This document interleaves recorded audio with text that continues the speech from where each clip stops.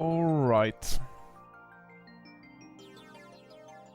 Kind of pleasant main menu music, but I'm expecting the experience to turn much less pleasant as I start playing these games.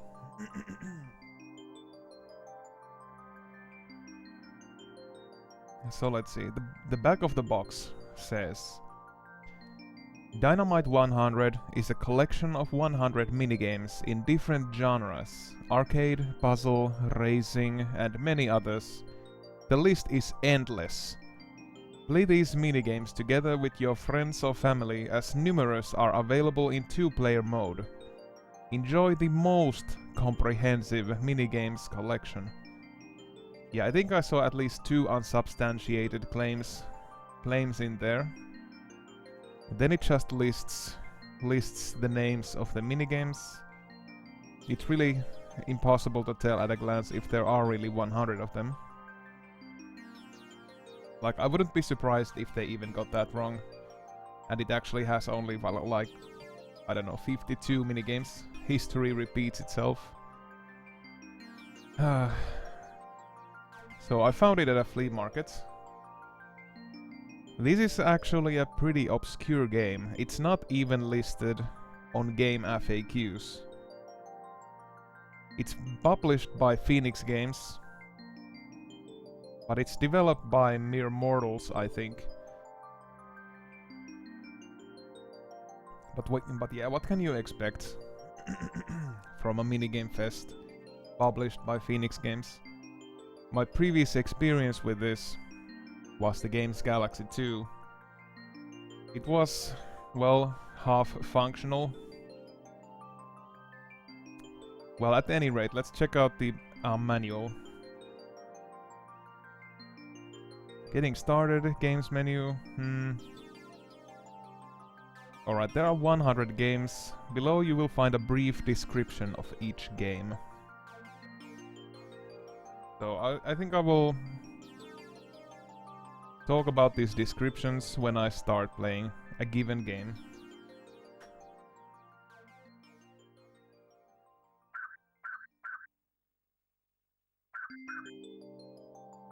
That's quite a long loop for the main menu. I've been sitting here for like 5 minutes and it only now looped. So at least the music department wasn't... At least the music department spared no expense.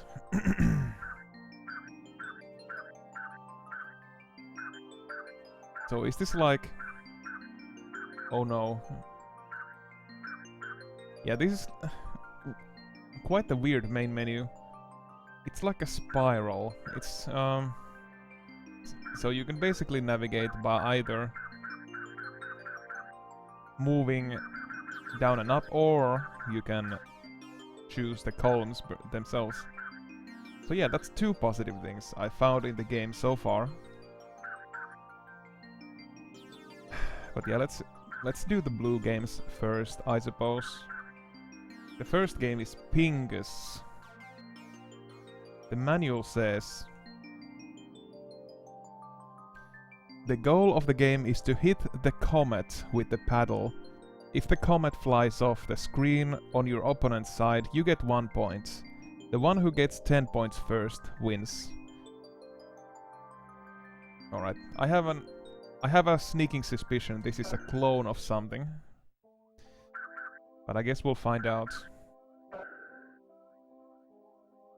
Alright, well, it's the same thing here in English with some typos. The goal of the game is to hit the comet with the paddle. Alright. And yeah. 1 player. Player 1 versus CPU.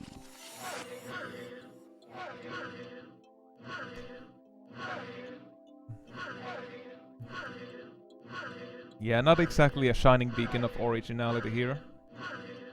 But they did... Oops. Oh. But they did actually see some work. They did actually put in some work on the style. with the flashy tile screens and all.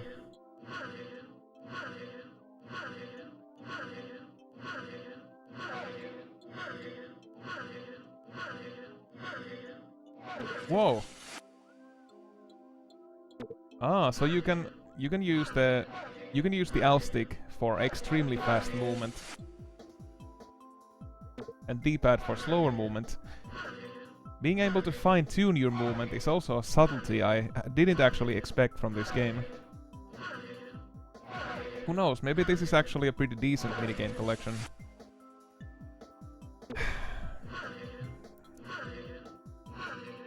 Well, it's only one first game out of 100, so it's really hard to tell with this sample size.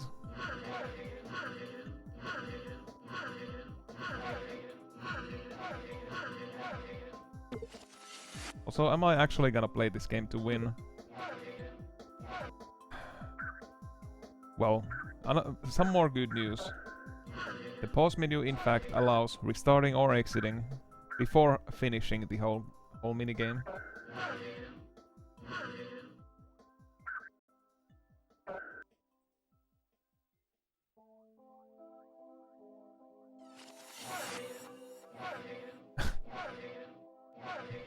So yeah, the only thing really missing is the cheesy narrator voice saying player 1 versus CPU before each match. What happens if I press more than one button at once? Alright. So it seems the game doesn't even have menu glitches. Really a surprisingly well-made game, considering.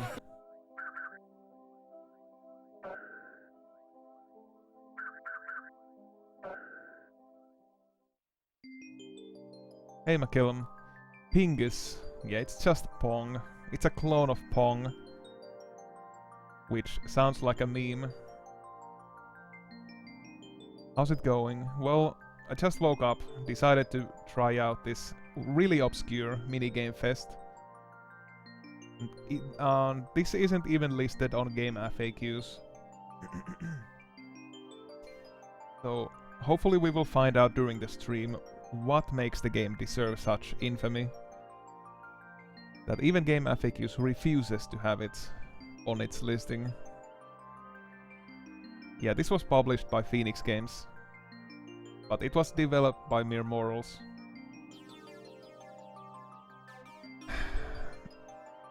Alright, next game.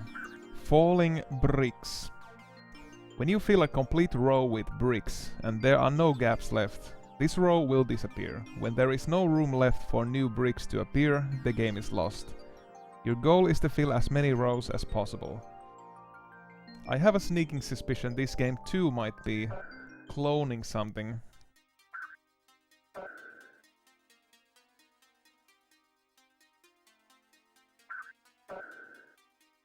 Best players. Ice, Pra, Bad, Lil, Dad. What kind of names are those?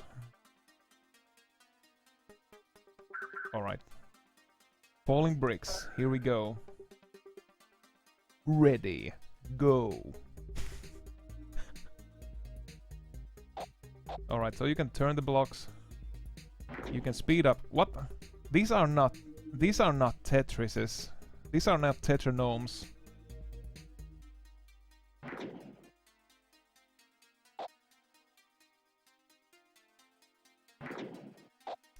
Alright, so it's basically like Tetris, except worse, since these any blocks that are larger than Tetranomes are really hard to fit into rows. So this is like the God difficulty Tetris.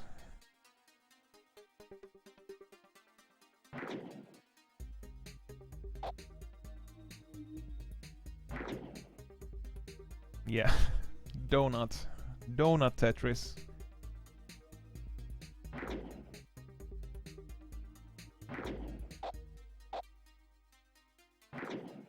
Like, I'm reminded of Matthew Matosis's video on why Tetris could possibly be the the perfect video game. Wow. Stylish explosions. And he reasoned that you also have two. You also have two blocks, two square blocks. He reasoned that tetranomes are the perfect size for this type of a game. Anything larger is very hard to fit into patterns. Also with tetranomes there aren't too many different variations, so it's kind of not too hard to handle for the player. It had a lot of convincing reasons, basically. Lessons that this game has never learned.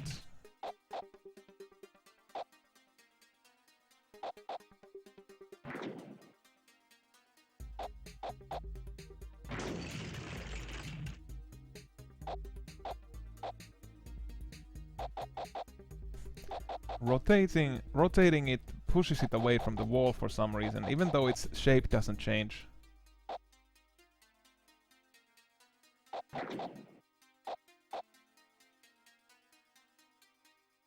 Back in the 90s here in Russia, we had tons of Tetris handhelds being sold everywhere, advertising hundreds and thousands of different game modes. Some of which had unusual shapes like this one does.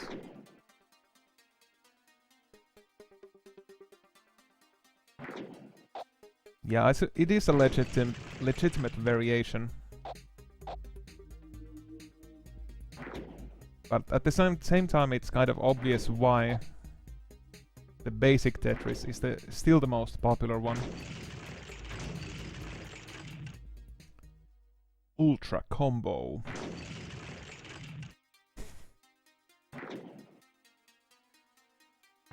The sound effects was well, like so far the game is completely functional. It's ripped off, but it's functional. So it kind of makes... The sound effects are really one of my biggest gripes at the moment. The sound effects are weirdly, like, wet. Are these, like, gelatinous blobs that I'm placing on the map?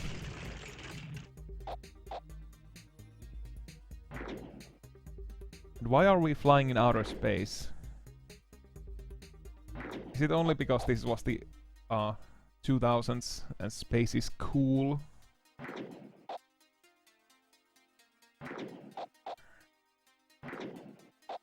Also, I'm not super good in Tetris.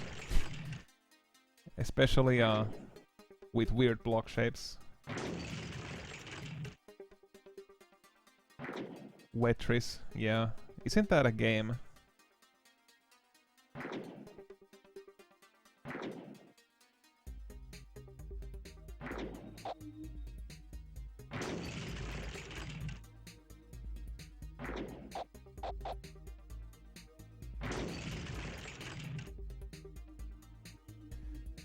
Well, I suppose when you have a game named Dynamite 100, you need to have some manner of explosions there.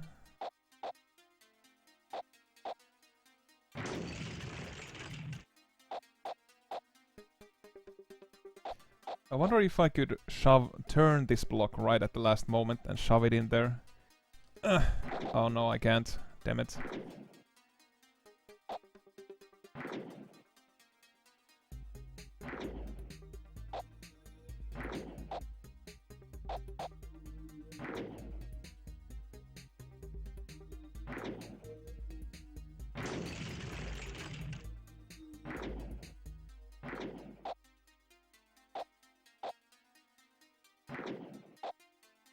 Well, looks like this is it, boys.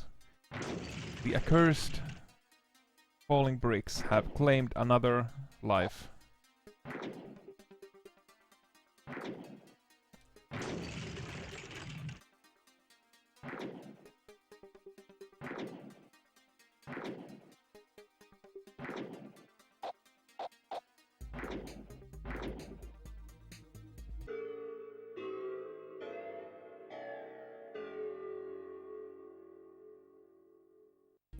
What? Oh, I didn't even make it. Didn't even make it to the high score list. Well, that's a shame.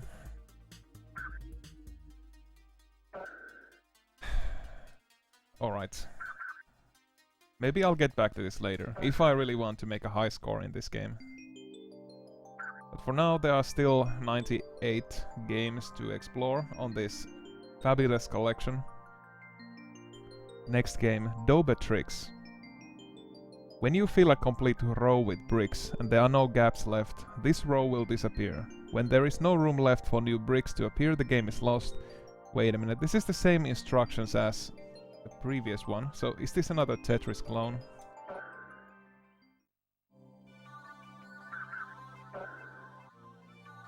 Sal, DDS, BBF, STT, Mike, Mick. Alright, well, let's see what kind of bricks are falling this time. What?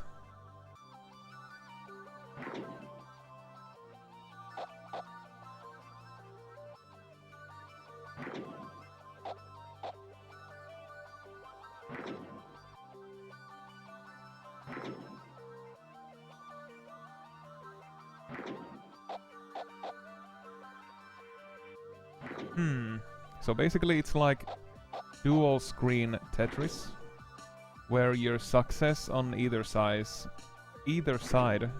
impacts basically the other side as well.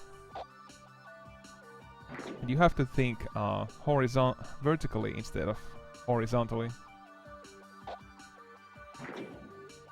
I guess it's a twist to the formula.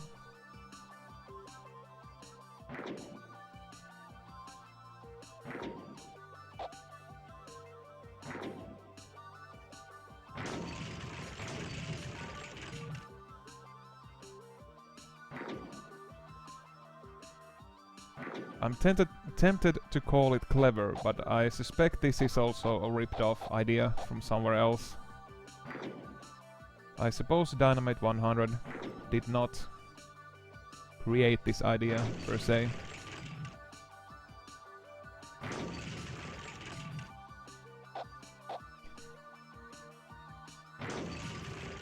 The fine men and women who programmed this game probably didn't come up with this idea. But I'm not that well versed with the various Tetris variations to really tell anything more about it.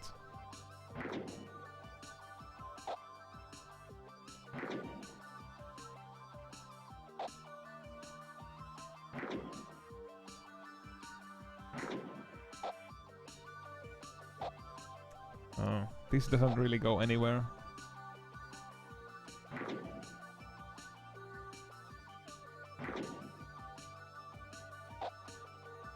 Oh, it's the beginning of the end once again.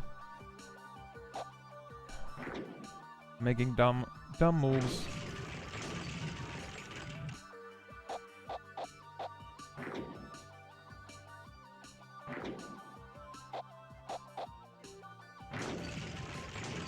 Sadly, I never really became very good at Tetris. I didn't play it enough as a kid. There is a certain logic to it.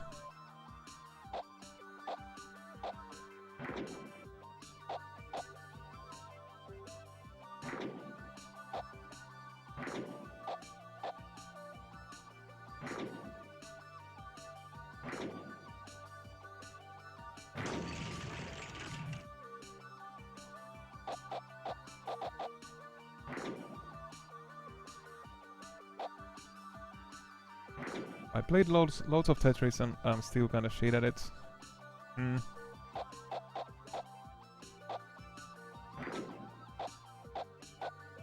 It takes a specific type of mentality, I suppose.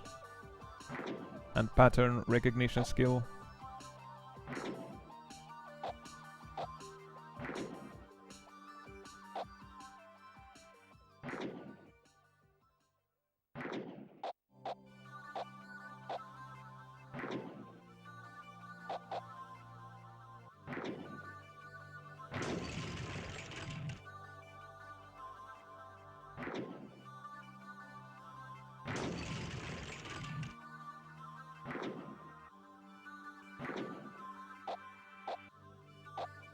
I do kind of wonder,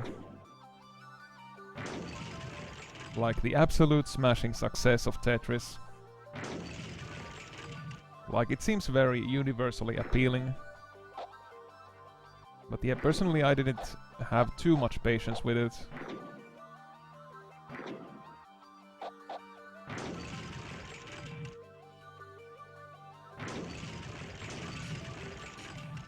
And now later in life I could really use those missing Tetris skills. Well, I guess you reap what you sow. Oh, damn it. That was a mistake.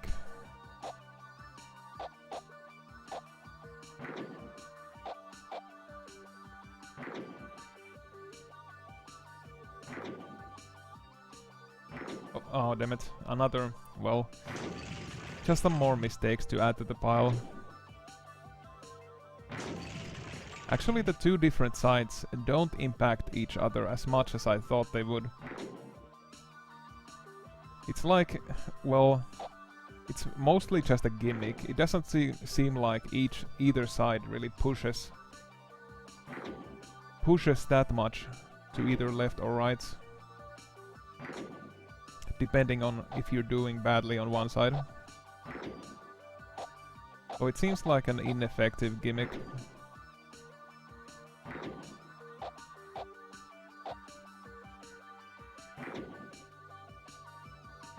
Alright. Flop.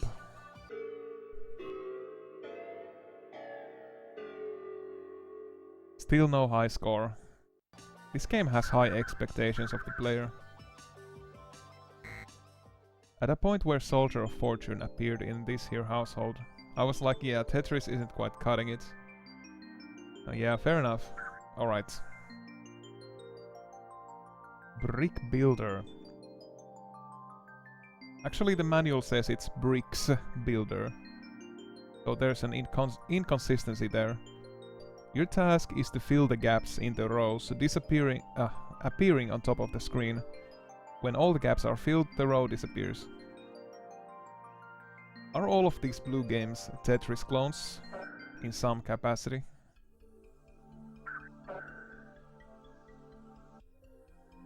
The row disappears. Some more typos. Come on, game. Pit, Mac, Lil, Lef, Gun. Are those secret messages?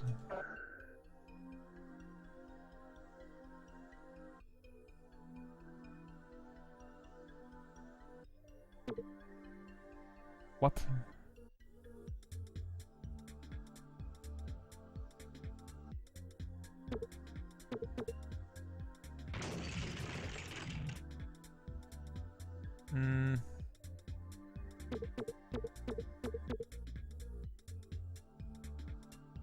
Oh, wait a minute. Alright, so I can move, but only with the L stick.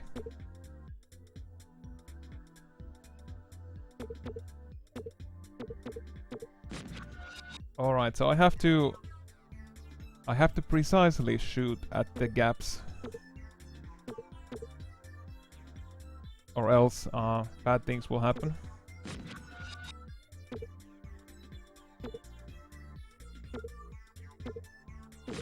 A part of the difficulty here is simply that... Ouch! Part of the difficulty is that it's simply really precise trying to move this thing with the L stick.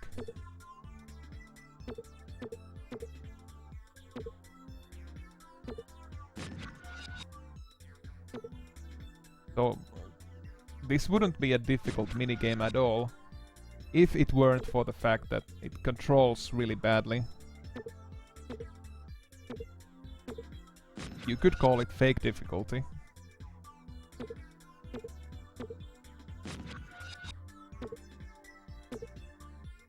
This kinda reminds me of one of the... Ooh! Of that one boss in Nier Automata.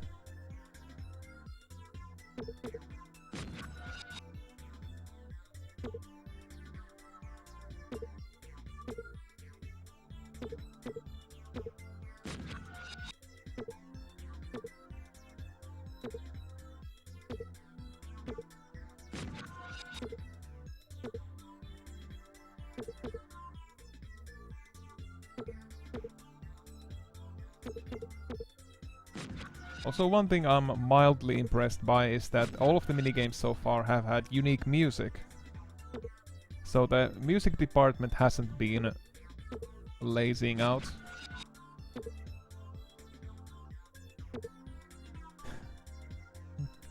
But then again, I'm only 4 minigames in, it could change. They might just start repeating the musics pretty soon.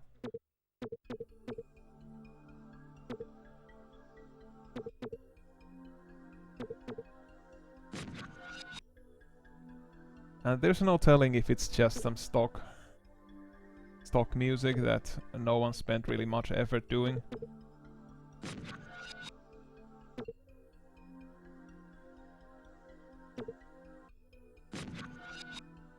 Well, maybe it's the optimist in me.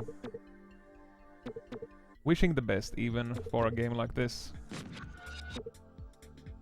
Giving it a chance, seeing Dynamite 100 for truly what it is.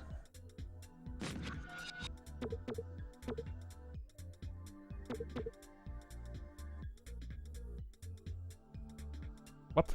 Oh.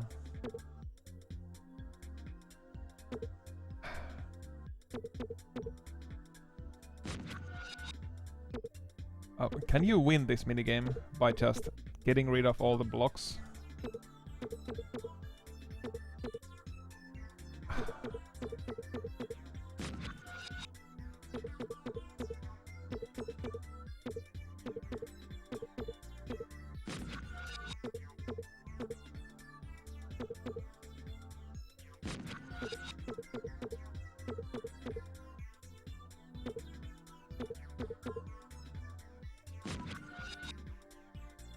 Alright, no, you don't win. You just have to wait for more to appear. It never ends.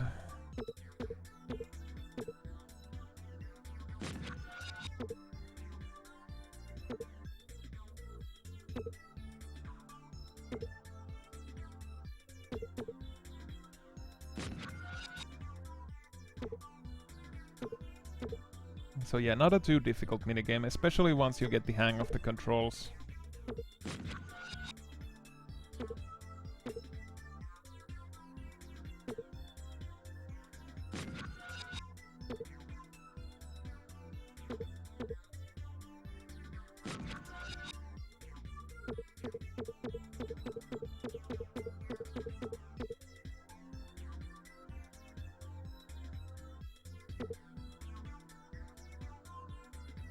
Oh no, now I have to... Now my own blocks are forming one extra line there that I can't get rid of without shooting a million... never mind, I'm just gonna let myself get crushed. I think I've seen enough.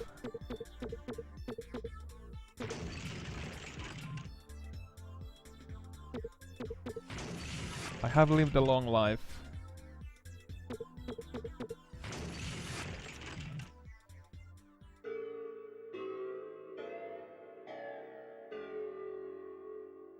Bricks Builder.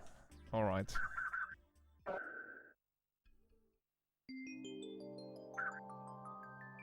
Ball Gunner. The manual says, your goal is to shoot as many cubes as possible, avoiding bricks falling from the top. In multiplayer mode, the goal is to score 100 points.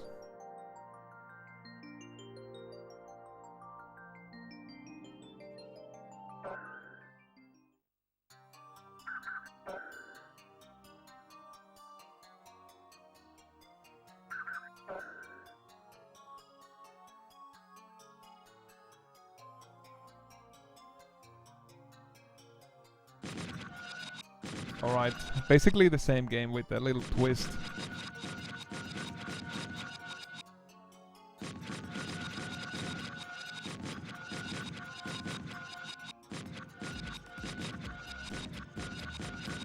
Have to destroy blocks, have to dodge projectiles.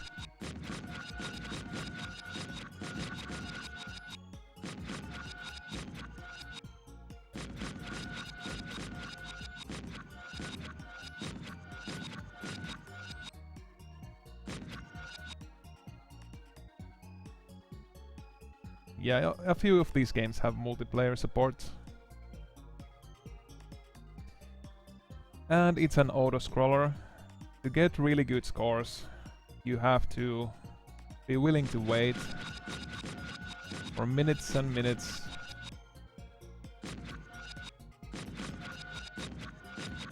Like, how about giving the player an extra score bonus if they manage to clear the whole screen? And then continuing with a higher difficulty. Now that sounds like what an actual video game would do. Hey Daniel. One thing Action 52 didn't have was this nice soundtrack. Oops. Yeah, that's true. This game is not a complete failure. It's it's very abstract.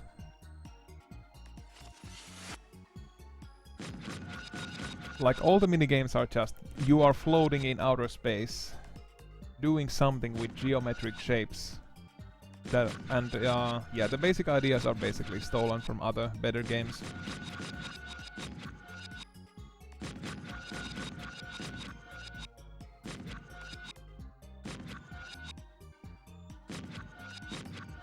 But still, everything has worked so far, like intended. The music is not bad. It's kind of generic, but it does work. So it's not as bad as you would think.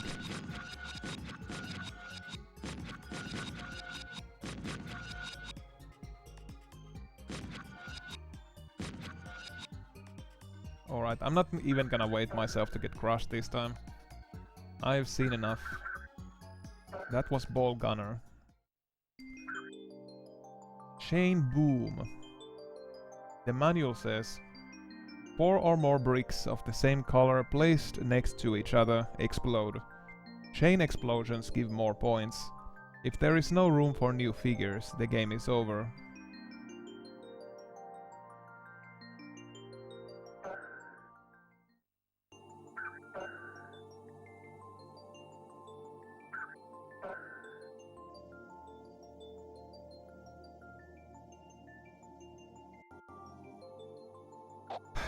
Alright, so I suppose this is Tetris combined with matching colors.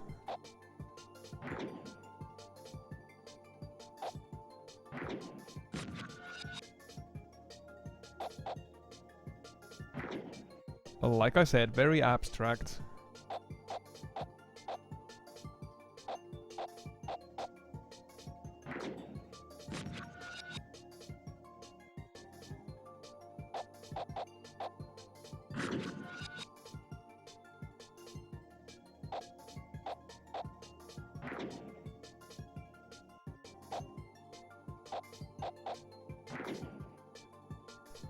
Have you played through any good games, or were they just as mediocre as the last one? They've all been pretty much the same thing. Like, very similar. Wait a minute, wasn't... never mind. I guess that's not enough.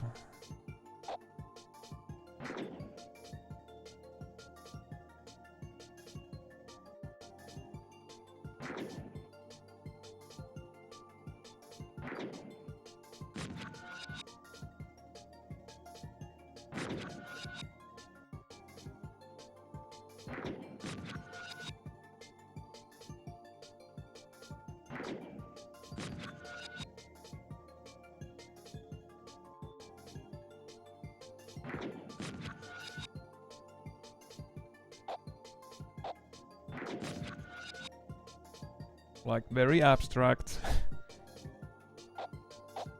Very abstract and not necessarily very motivating games.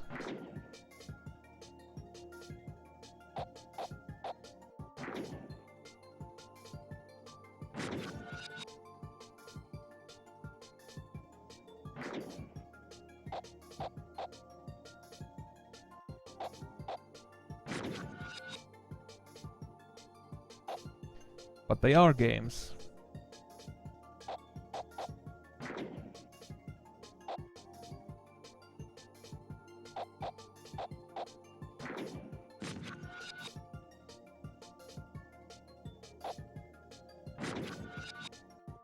Yeah, I wonder how much this cost originally. I'm sure it wasn't $200 though.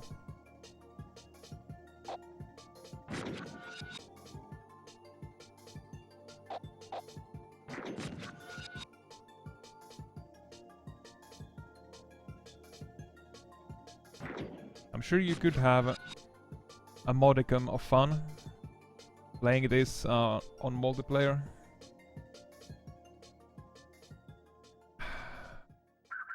Or maybe I'm just being optimistic.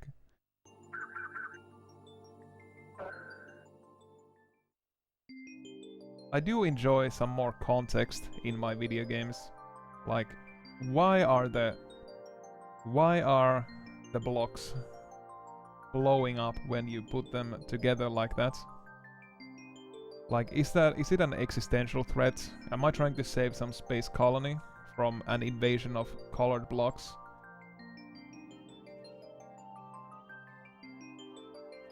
I just need some answers. Alright, the next game, Atomic Colors. 4 or more bricks of the same color placed next to each other explode. Where have I heard that before? If there is no room left for new figures, the game is over. Yeah.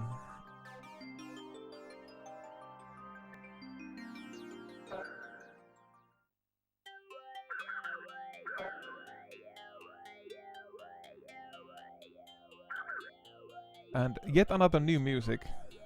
I wonder... I mean, I would be impressed if all of the 100 games would have an original music to them. Now that would be dedication.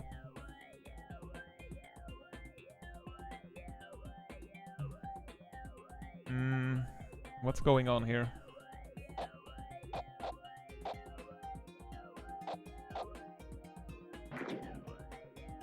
What? Oh, alright.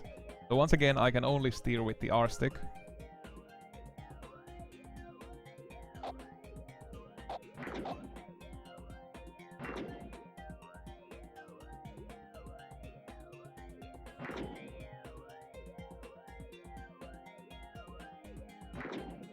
So this is the same game as before, except placed in a grid where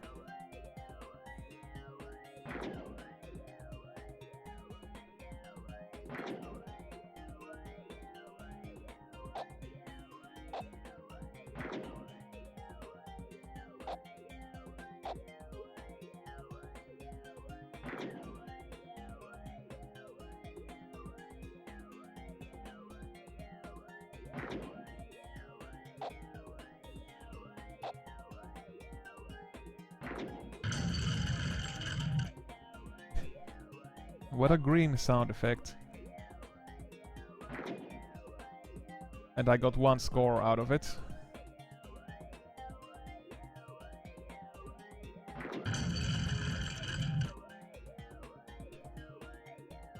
Well, I suppose they are atomic.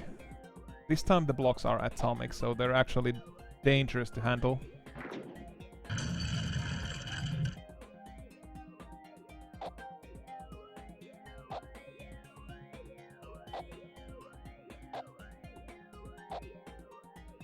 I don't know.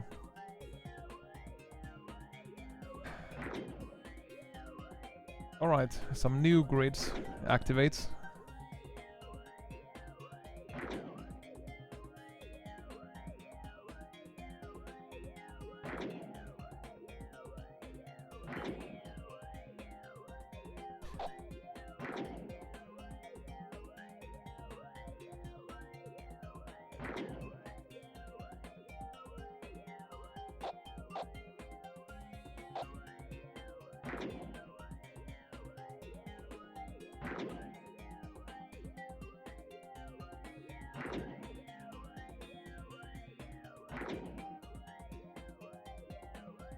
Yeah, so the single blocks are a bit unusual.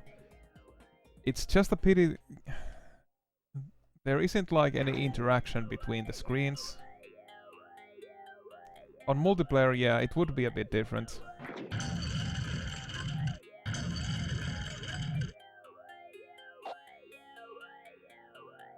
But like this, it's basically the same game as before, except slightly weirder. And the middle of the screen is completely unutilized.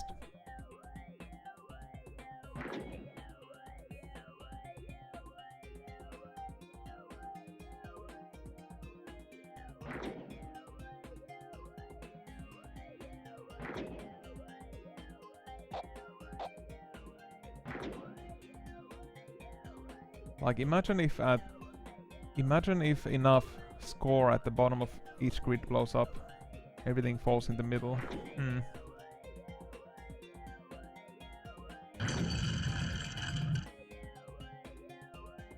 Hey, it's Sam.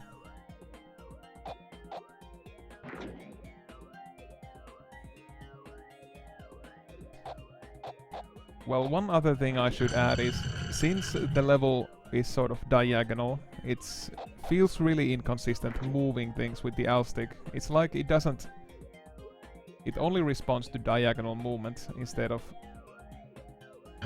what you'd expect.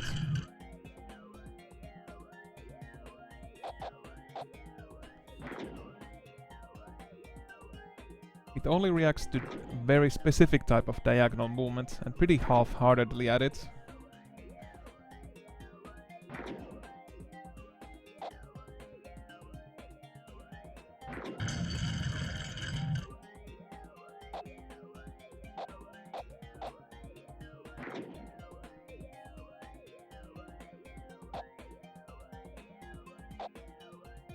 Oh, come on.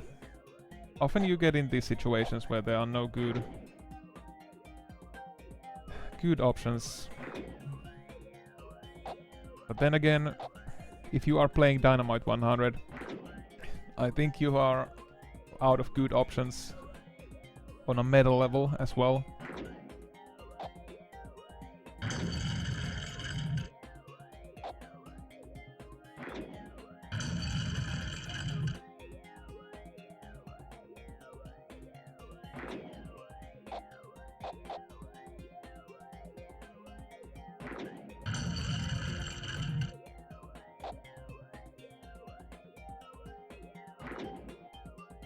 Alright, I think I've gotten the hang of this.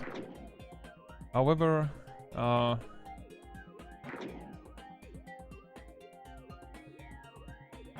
it still seems like no matter what you do as a player, the game is still gonna end eventually. You cannot get rid of the blocks at a speed that would prevent you from getting overrun eventually.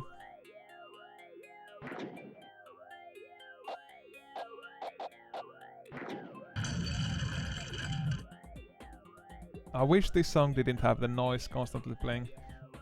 Oh yeah, you mean the flanger voice.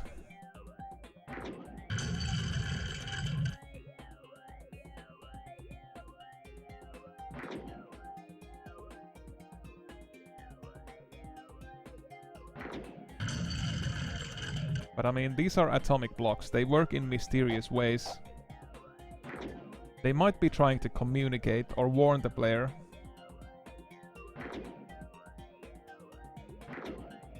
Like maybe the music is the game's way of saying run as fast as you can. Come on.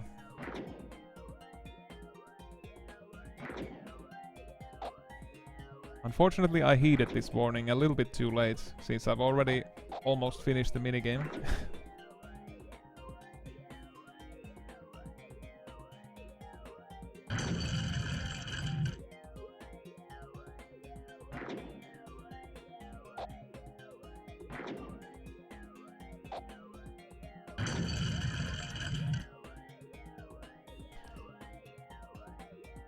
One thing that's, well, it's expected, but still slightly disappointing is how all of the minigames so far are score attack games. Like, it would be fun if...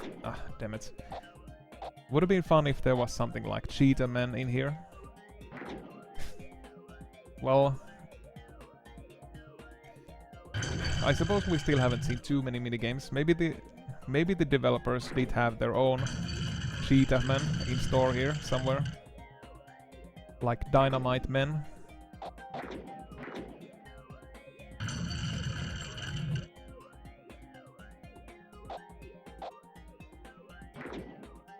Dynamen, yeah, streamlined version.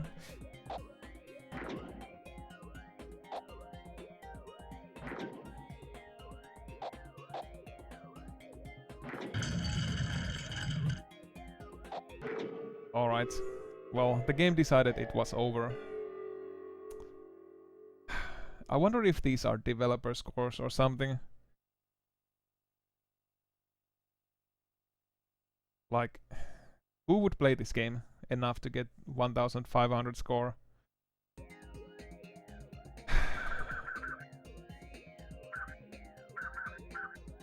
Well, in before we create speedrun leaderboards for this game or something. Next game. Manual says that will take too... Oh, wait a minute. I'm gonna read the chat first. That will take too long. Unless there were gods as stacking chain reactions. Yeah. Hey, where to follow. Alright, the manual says Planet Bombers. Players hit a comet in turns. If the player touches a comet twice or fails to hit it on his turn, his opponent gets 1 point.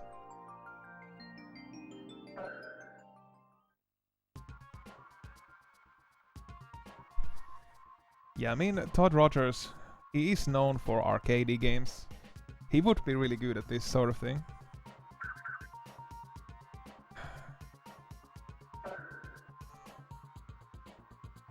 Player 1 versus CPU. Ready, go. What?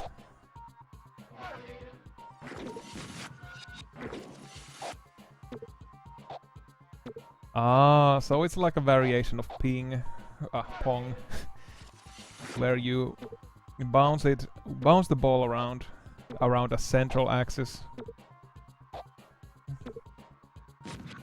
And you need to take turns or else it's gonna hurt someone.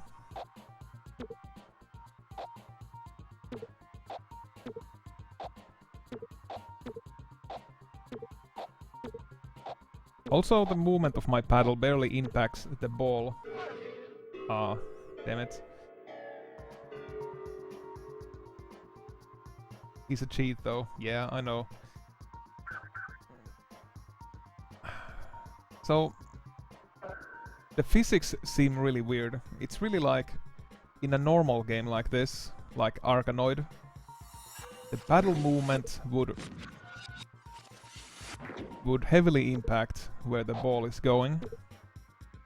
But here, the only thing that impacts the ball movement is the shape of the core that you bounce it against.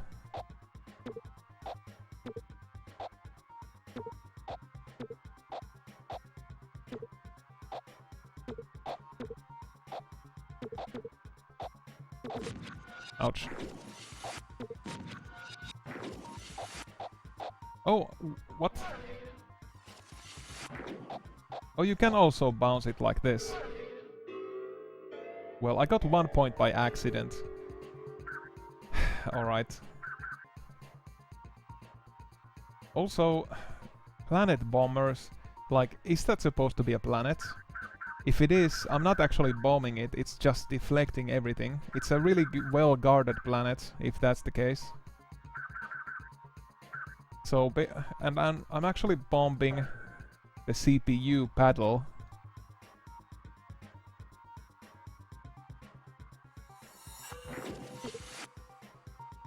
Oh, damn it.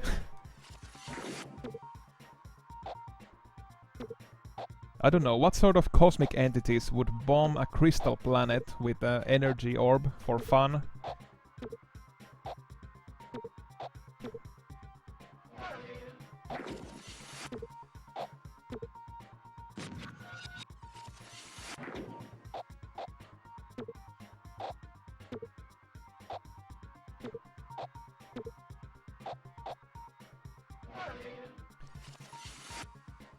Alright. It raises too many questions. It's making me restless and nervous. So I'm gonna move on to another game. This one is called Squash. The manual says, do not let the ball fly off the screen. Oh, there's a typo. It says fly off the screen instead of off the screen. If the player touches a comet twice or fails to hit it on his turn, his opponent gets 1 point. Alright.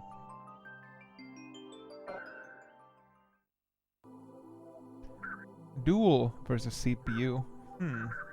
This is the most modes I've seen in the minigame so far.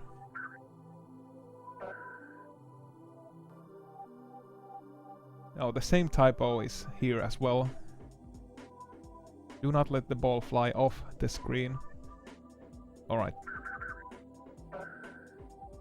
Well, let's do our best.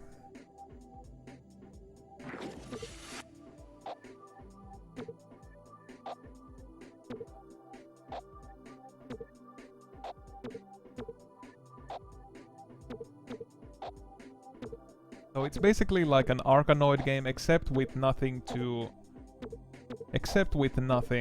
on the screen. It's just me and the paddle and the ball. Very minimalist. Very zen. Floating in outer space with nothing but emptiness. And this weird ball. And this cubicle. Is it like a space prison?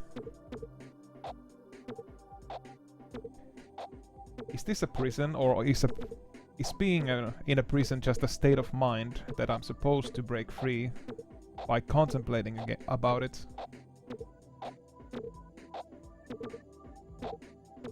It's a very deep game in that sense. It raises a lot of these observations.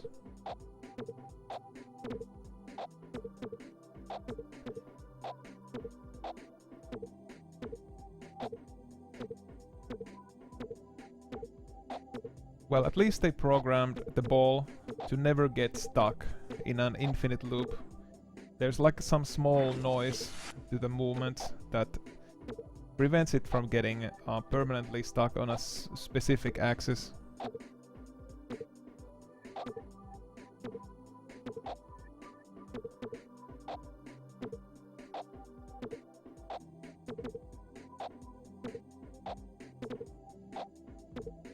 Yeah, like in this one, your paddle doesn't actually impact the movement of the ball, it just does what it wants. Maybe it's a reminder of how certain things in life are always slightly out of your control. You just have to accept it and go with the flow.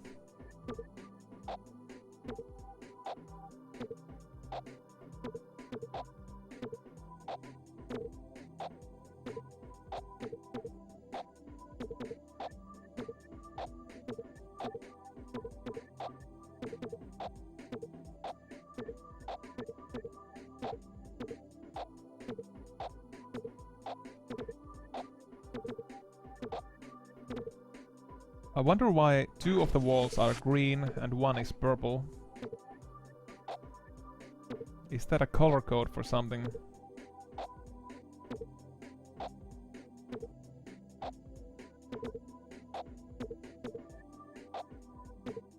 They say the grass is always greener on the other side of the fence, but we are in space and the fence itself is green, so what can a man think at a time like this?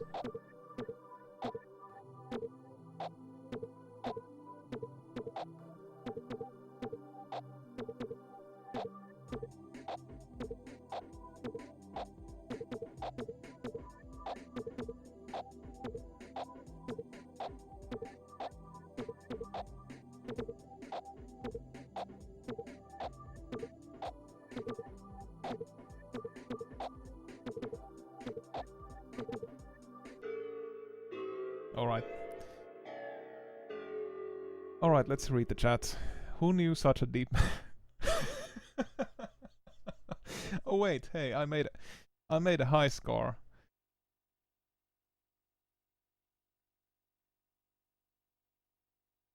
Ack. Now my accomplishment is immemorialized for all the players of this game on this specific console for the years to come. Who knew such a deep meaning could be hidden in such a shitty game? Never seen a game where the ball bounces just on the side walls. One of those spins on Breakout where you never... Yeah. If you hit the purple one, you get the score. Oh yeah, that's a good point. Alright, so the color coding was for the gameplay mechanic itself. Alright. Functional. Also, I think real life squash is... Wait a minute, isn't real life squash also all about hitting the ball against a wall, basically?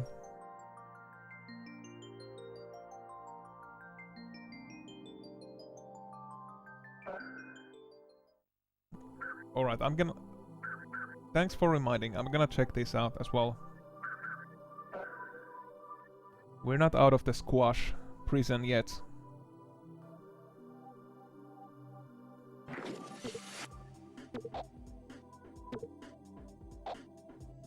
Alright, so it's basically the same thing, except you have to hit the ball on alternate turns.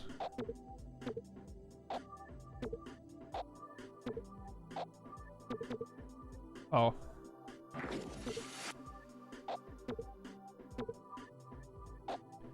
But I don't suppose there is any penalty to basically not following the ball at all times. Like, just in case, to not get confused.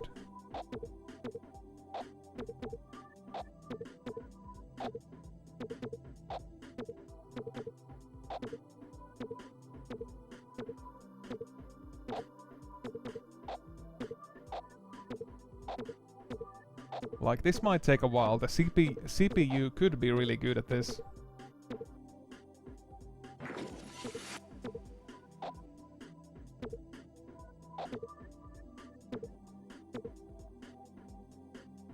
Oh, I accidentally got one score.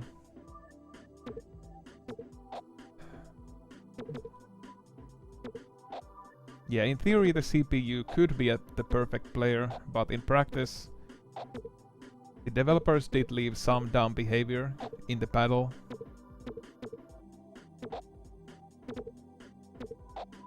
Just sometimes stops for no reason.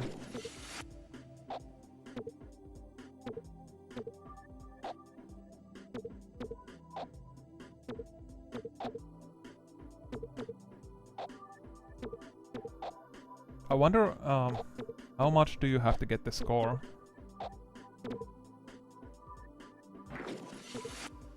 Do I have to win by 5 points? 10 points?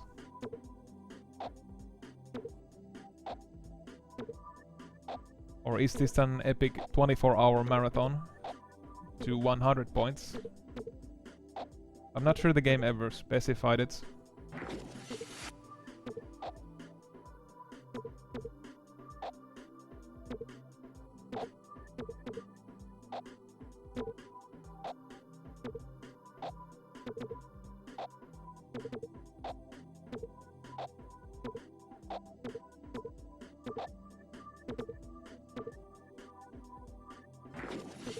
Alright, 10 points, hopefully. Or, if you prefer, I could move on to another game.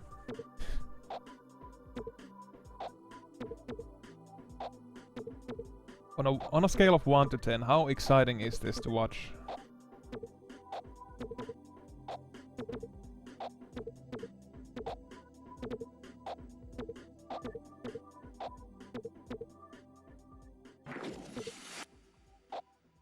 A 4?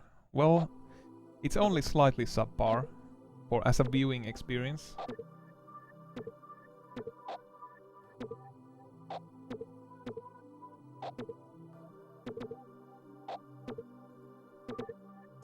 Like, it could be worse.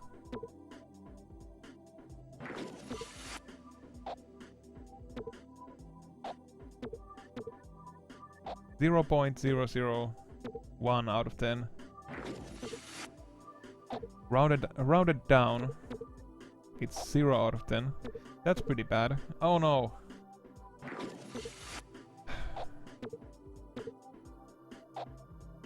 Your harsh critique made me lose concentration for a moment there. Alright, only one more, hopefully. If it's not best out of 10, I'm just gonna abort.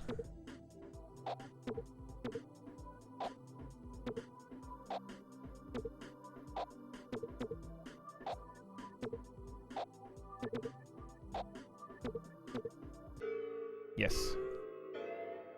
Player 1 wins.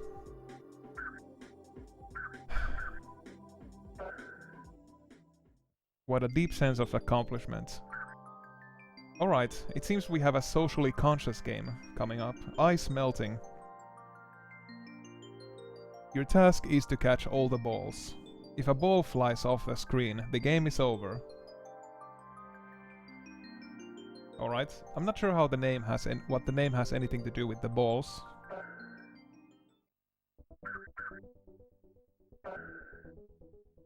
Maybe there's something the environmental science isn't telling us.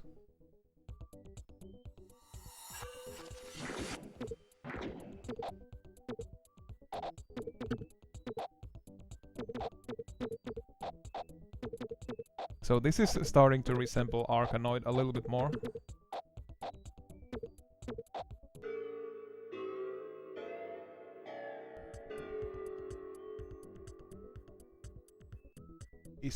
Is there a paint drying game too? We'll see. We'll see. Can't just call all of the game's balls, mate. Get on it. You're bouncing the sun around. It's also abstract. Like, this could be some sort of quantum stuff too.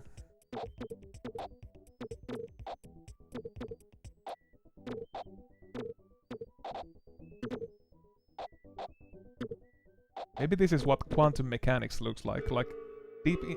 Oh, I won without even trying. So this is basically a two-player game, and the CPU can randomly just mess up, ending the game. And there's no progression or anything. Well, it's not a bad idea, but it's completely random, basically. To prove this, I'm gonna do it a third time.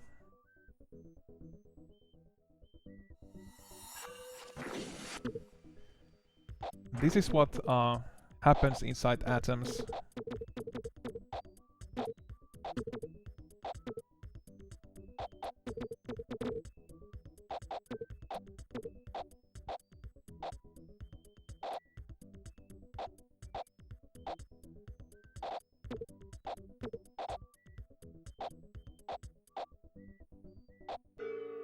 Yeah, eventually you just get a...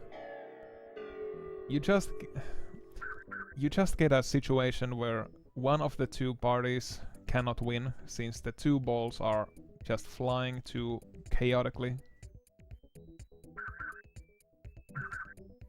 Like, I think you could win this game in 1 second if you tried for long enough. So, in that sense, it's not a score attack game. You can actually speedrun it, but it is completely random. Alright. Now we're into enter the green zone. So I think this is like the 11th game now. Hockey. Your task is to score as many goals as you can. Plain and simple.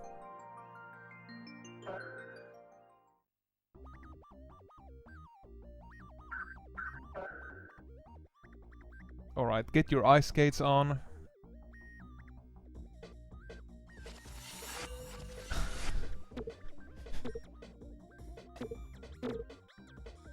Oh, I think that was an own goal.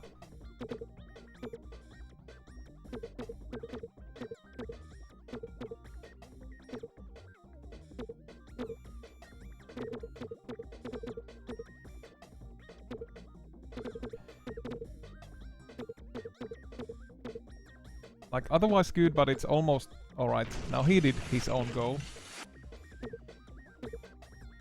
almost impossible to control my character. It is really a bit like being on ice, so...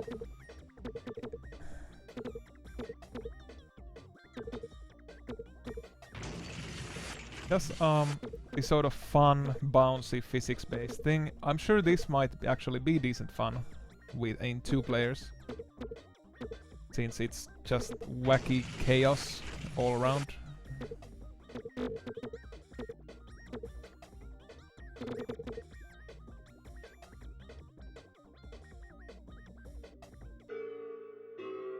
Alright. If you imagine hard enough, you can pretend you're playing Rocket League. Yeah, the time ran out. I had more goals. Hence, I was victorious. Yeah, it's another auto-scroller.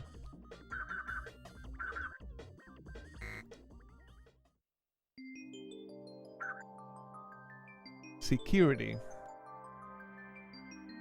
The goal of the game is to protect the base from falling comets.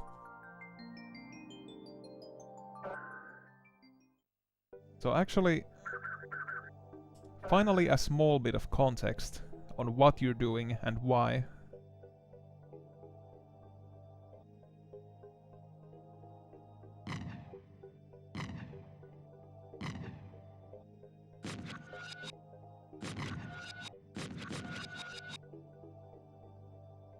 How much was this game? Well, I'm ashamed to say, but it was €5.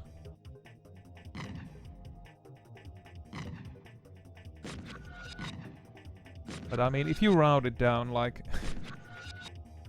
100 games for €5, that's a that's a deal you can't refuse.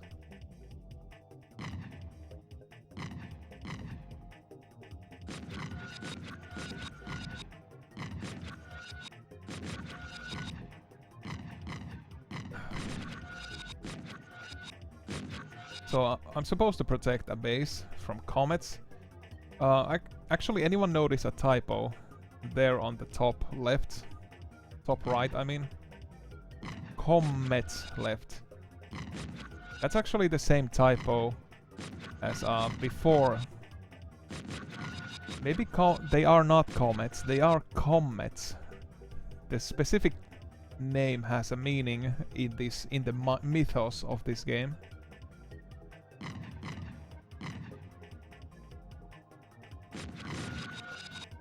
Oh no! The comets are coming! Darn.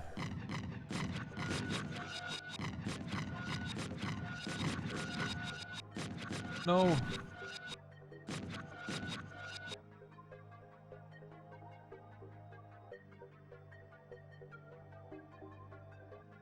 Comment. Yeah, maybe this is actually... Maybe this symbolizes blocking people on Twitter. Those are incendiary comments that you want to block.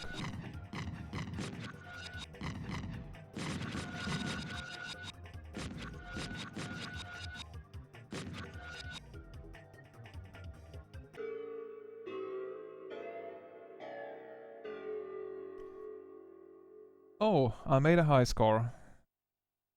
I didn't feel like that was a very good performance, but alright.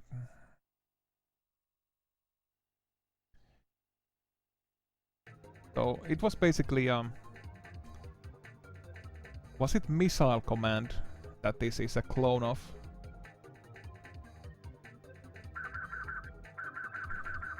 Yeah, something like that. It's a clone. And you don't actually even see the base you're supposed to be protecting. And here it says comets instead of comets. So it's kind of... It's just dubious all around. I didn't like that game.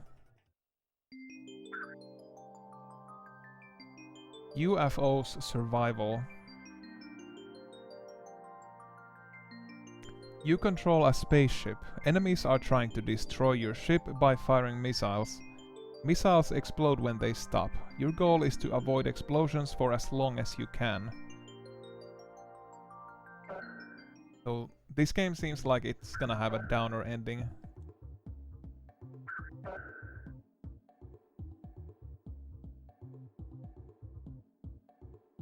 You will survive as long as you can.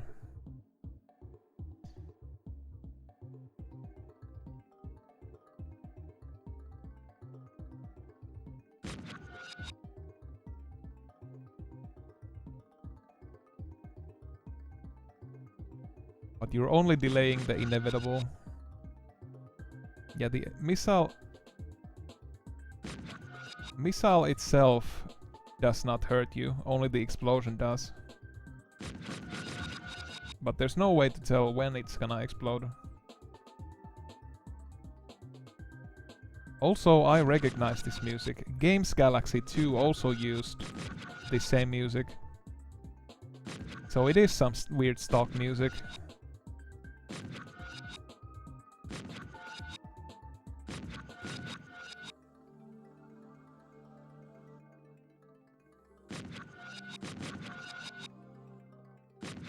What has the poor alien done to warrant this type of an onslaught of missiles?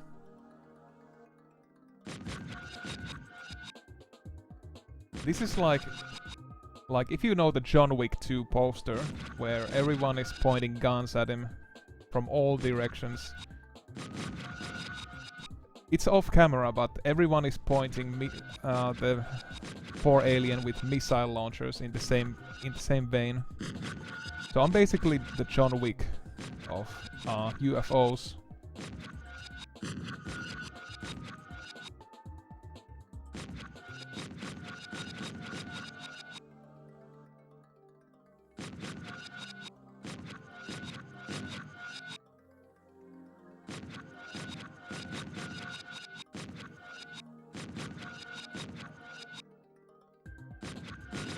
The destruction is just escalating.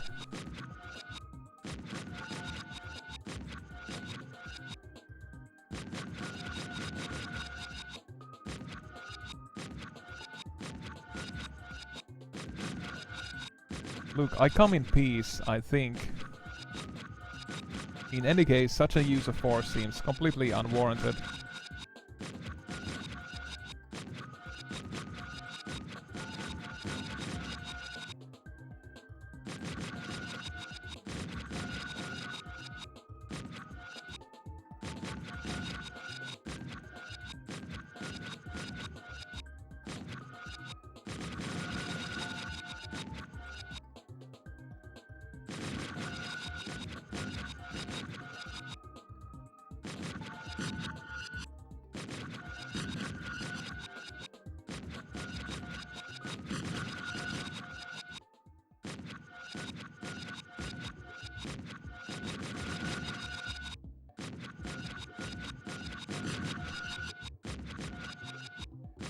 Like, this is the future, and there is no realistic estimate on how much each missile costs. But I'm sure they're still not... They still cost more than this game costed at the flea market, so they're throwing away a considerable budget just trying to destroy this spaceship. I mean, what? Seriously, what has the alien done? Did he steal state secrets or something? Or is this mankind's first contact with the outer space, and their gut reaction is to shoot it with 100 bazillion missiles? I wonder if that would actually happen.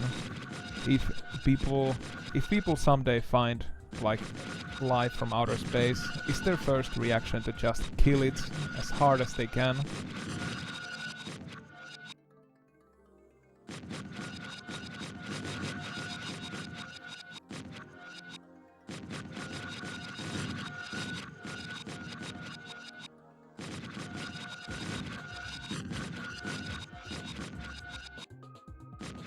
Ouch. Alright.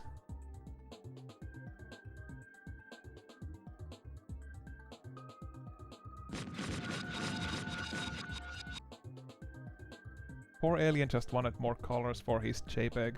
A bullet hell where the actual projectiles don't hurt you, something special. Yeah, it does. It is a slightly different sort of a bullet hell. Explosion hell, rather. Ouch. This is kind of like a spot the safe zone, the game.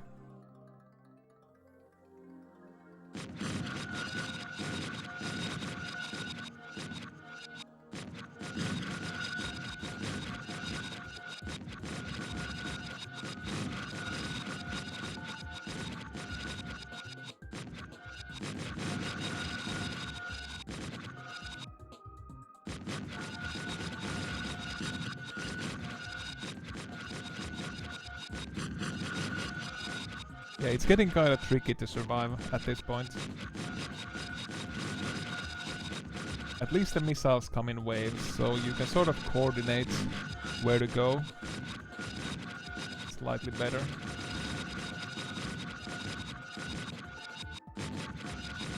I think sticking near the edges is slightly better, since most of the missiles seem to be aiming towards the center.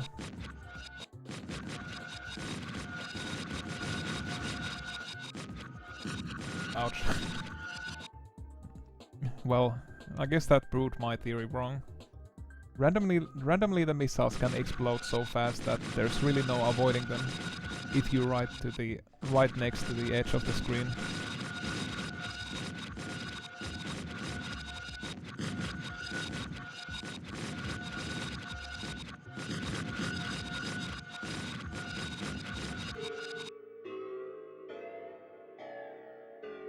Except that there's a save zone that gives you like a... What? Oh my. What an honor. I was the best at protecting the UFO.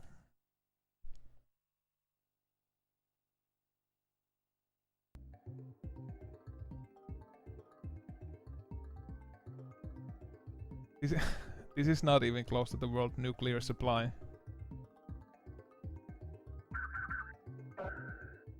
What if there's an accidental perma-save zone somewhere?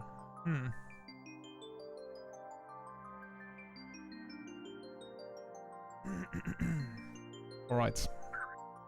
Meteor Rain. Isn't that a limit break in Final Fantasy VII?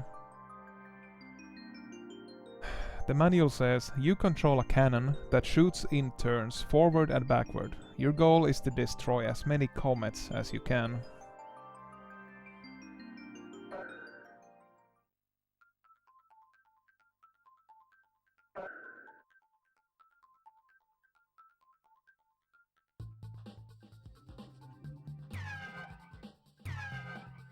Alright, so the gimmick is that you only shoot alternately.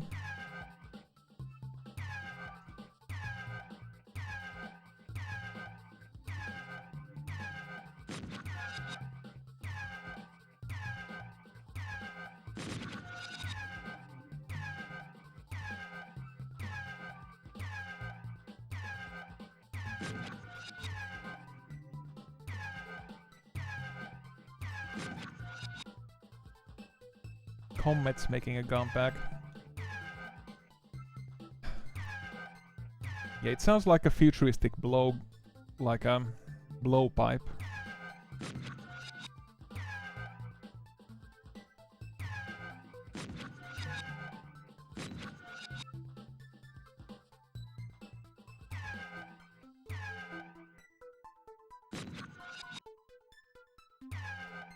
Yeah, there's no end to those pesky comets here deep in outer space.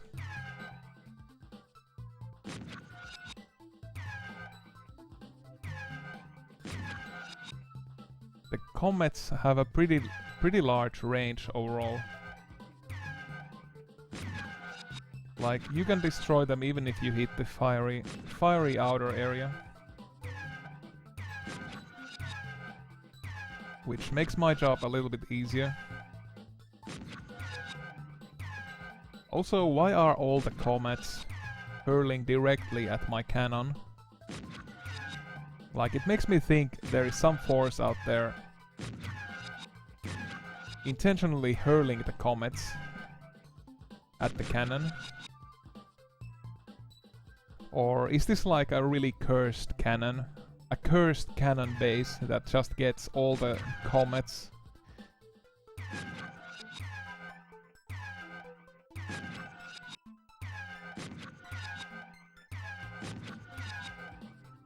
Like, it's called the Comet Cannon Base 13. And no one has survived there for longer than 5 minutes. And today is your turn to start your shift there.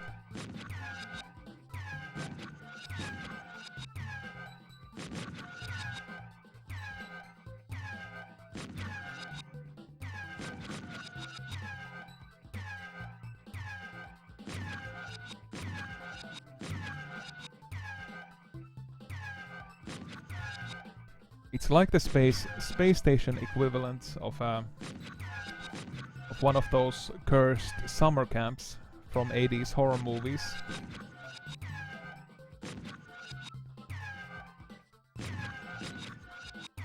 The Camp Serene Lake. Not about to become a murder scene.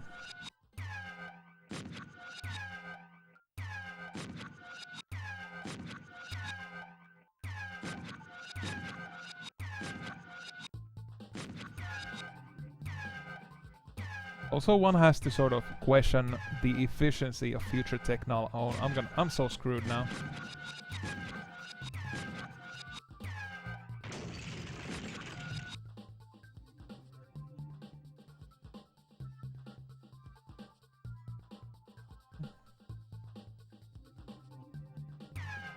Efficiency of future technology, since it shoots these missiles in such an inefficient way.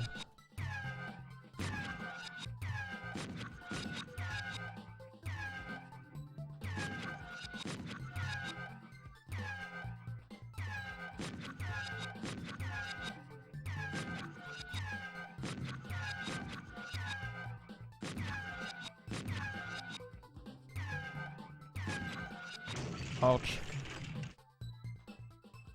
Well, they actually did invest in a death animation. Like, if this was Games Galaxy 2, it would have just immediately cut to the next live without the death animation. Alright. The odds are really against me at the moment.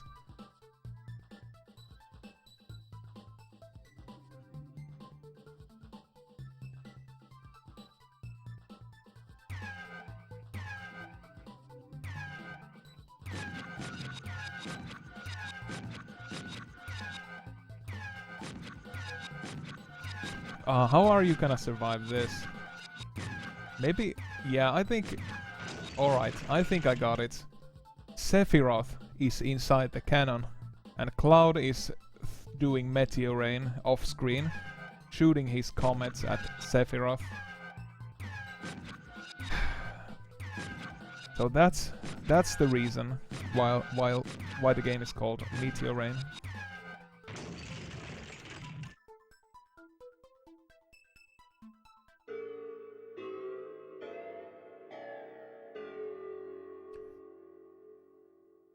Oh, nice.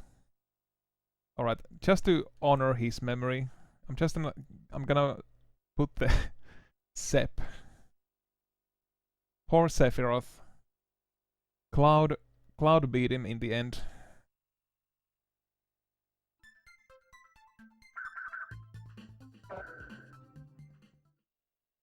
Gotta save budget so you can sell your game for €5. Alright. No, I still haven't played the remake. But I think... well, the previous game kinda colored my expectations. I suppose in that game too, Sephiroth is in a large space cannon, getting meteors hurled at him. Wait a minute. Virus killer. Your goal is to destroy the virus before it reaches you.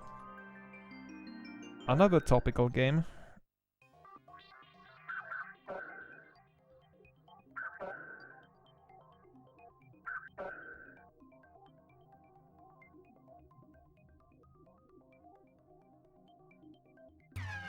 Alright, so this is basically like practicing social distancing, the game.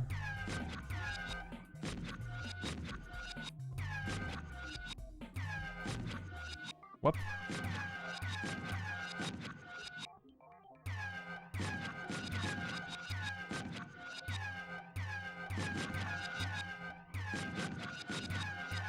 So, does the game end if a green blob hits my cannon? Or does the game end if one of the blobs escapes the zone? What? Did the missiles just glitch up?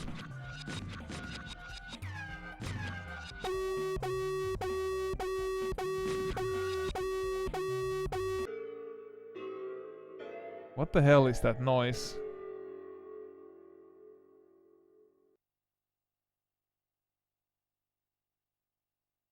If you own this game, perhaps you don't need much help helping in inspiring people to distance themselves. Yeah, I suppose. Your goal is to destroy the virus before it reaches you. But it didn't reach me, it just reached out of the zone. I don't know.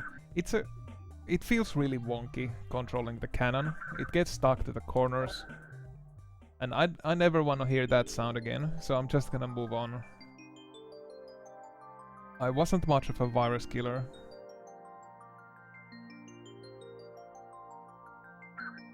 Super rockets. You protect the planet from comets by firing guided missiles. If a comet reaches the planet, the game is over. Guided missiles.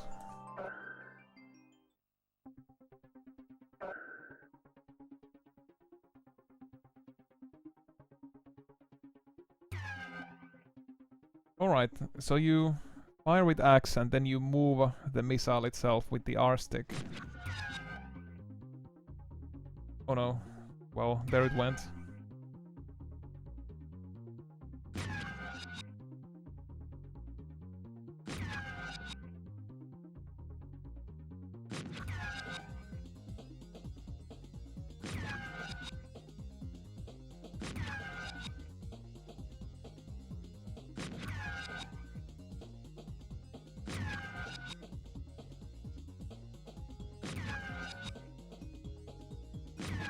Yeah, it's kind of questionable how super the missiles really are.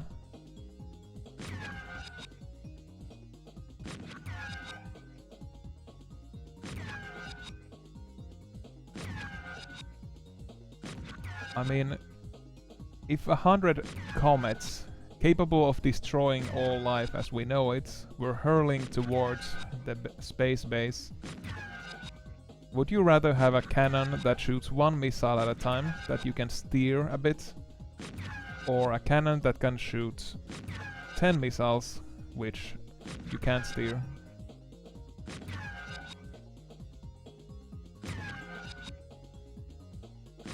Well, I guess my super missiles are holding their own for now, but eventually it's just pure mathematics.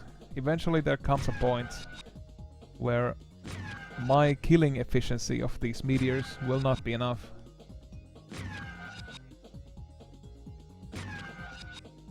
The people on the space base generic fear that day. Oh no, that day might be upon us. Right this second.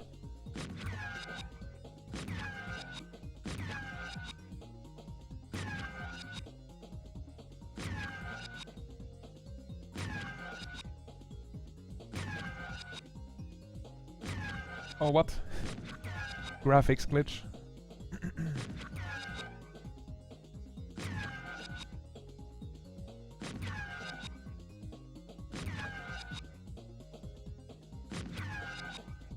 Life on the space base, Xane Eric, has not been easy.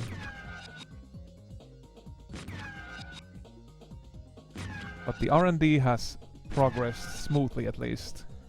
And today the commander unveiled the base's newest and most secret weapon to fight the endlessly spawning space comets, the super missiles. And the base's hopes are resting on these little things here.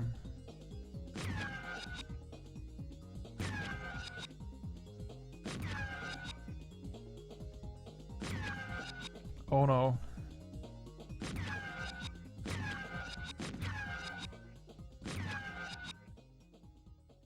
What? Alright, I'm screwed.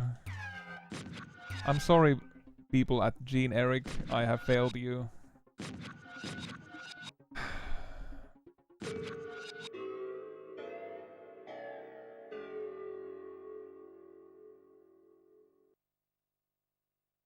It was the hubris of man, imagining that a mere super rocket could protect him from the fact that the entire space just wants to kill them so damn hard with a million comets.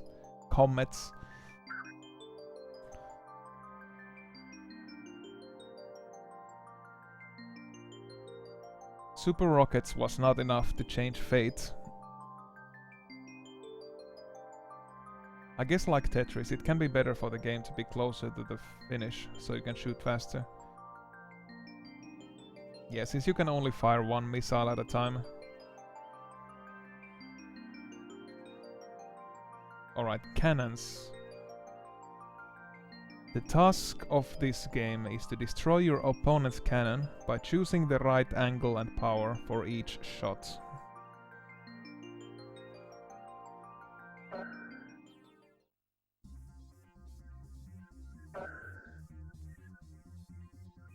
Player 1 versus CPU. Ready, go.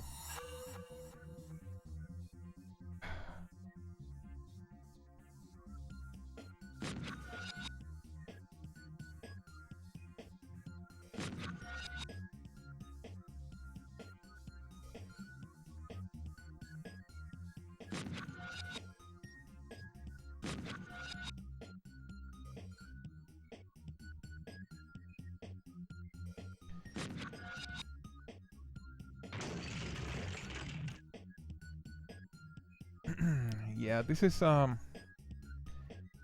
pretty obvious clone of a certain... I don't even know which game did this first. I remember playing some quick basic demos, which featured the same ballistic sort of gameplay.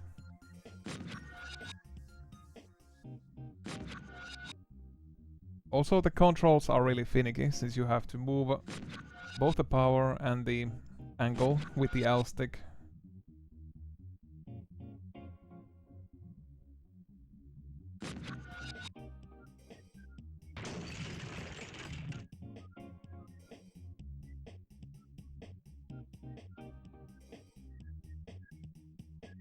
Also, what's stopping the human player from just using the perfect angle to hit the CPU over and over again? Like this.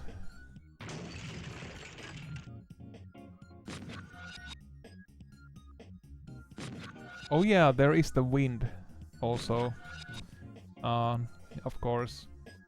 It's a staple of the genre, having the wind sort of mess things up a little bit.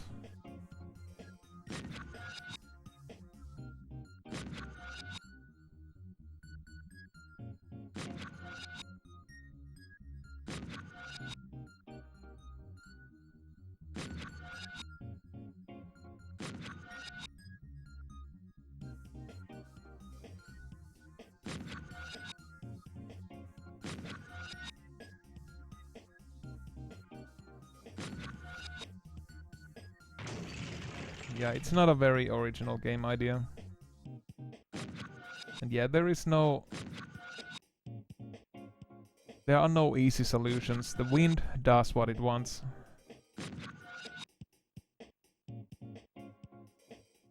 Actually, I think the particles... Ouch.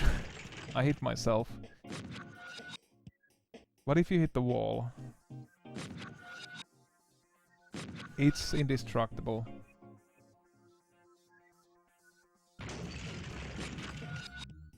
Alright, I'm just gonna blow myself up.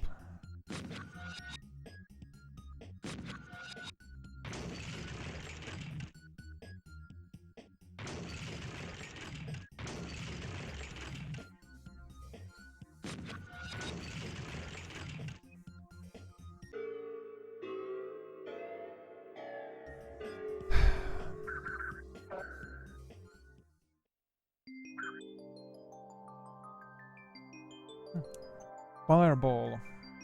The manual says, your goal is to destroy your opponent and avoid his bullets.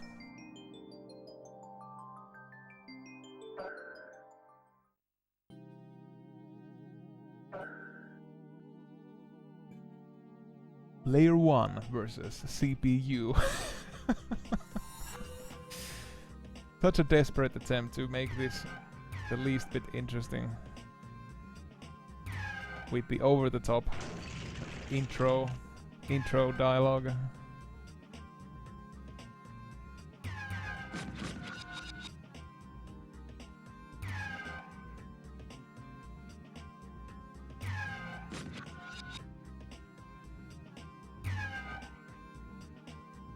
Like, sadly, these games are mostly pretty unspeedrunnable.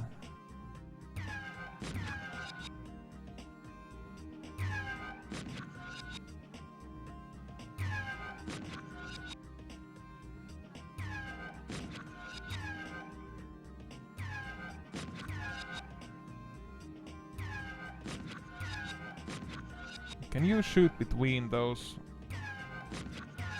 Through the gap there? Ouch.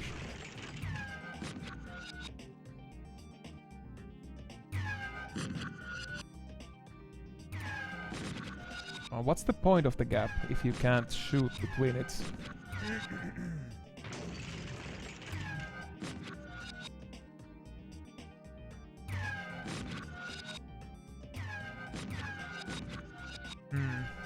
It's just there to troll the player, I suppose.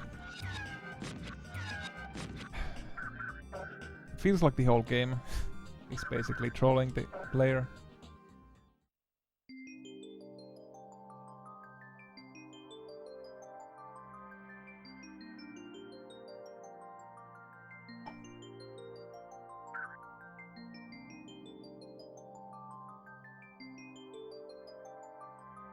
The manual says, protect us. In order to win this game, you must destroy your enemy's tank or base. So that doesn't sound very protective if they're just out to destroy each other. Player 1 versus CPU.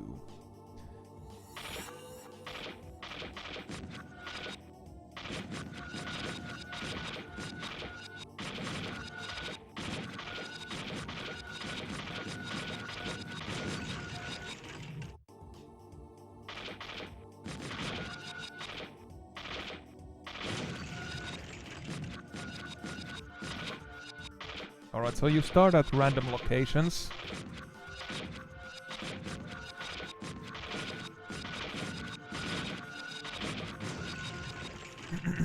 You start at random locations.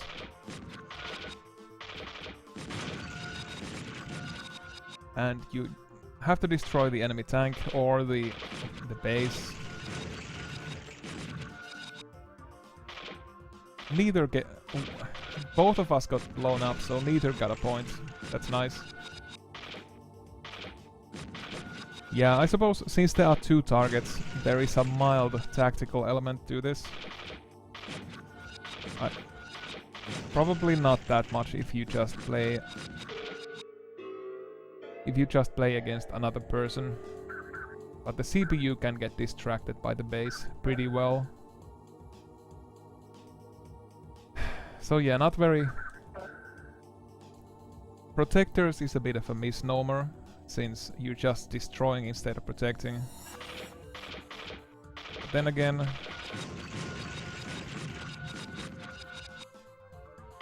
So you could, in theory, get a tie.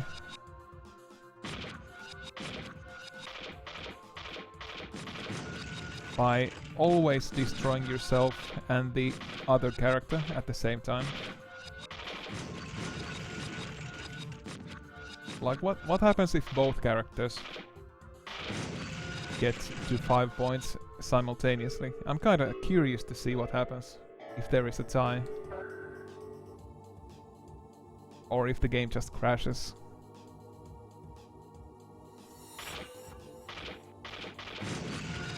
Alright, so I'm going for the tie.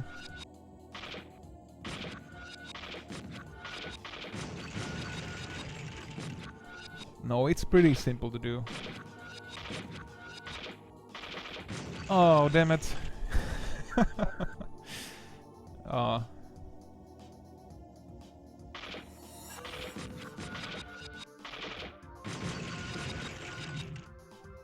Yeah, it's pretty simple to do, if I can just get the angle right.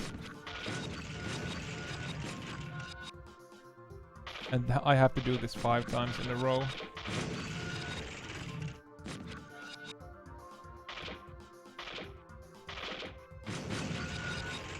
Alright, let's see what a sweet tie looks like.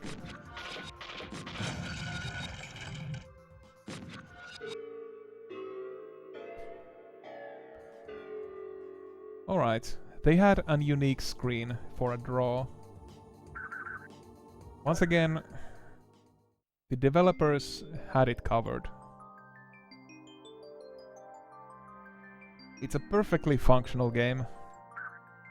Very basic, very abstract, not very motivating, but it's functional. And that's more than I can say about Games Galaxy 2. Tanks. Destroy your enemy first. Alright.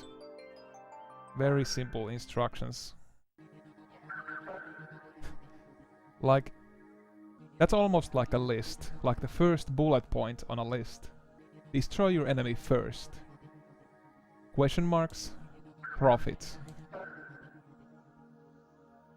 Player 1 versus CPU.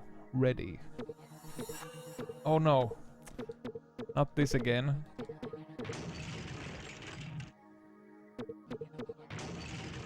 Like, these are absolutely heinous controls. You do this weird tanky movement with the L stick and you... Then with the R stick, you control the cannon.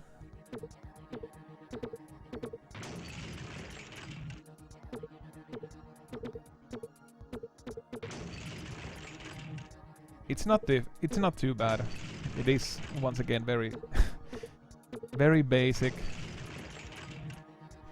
Why are the tanks driving on in outer space?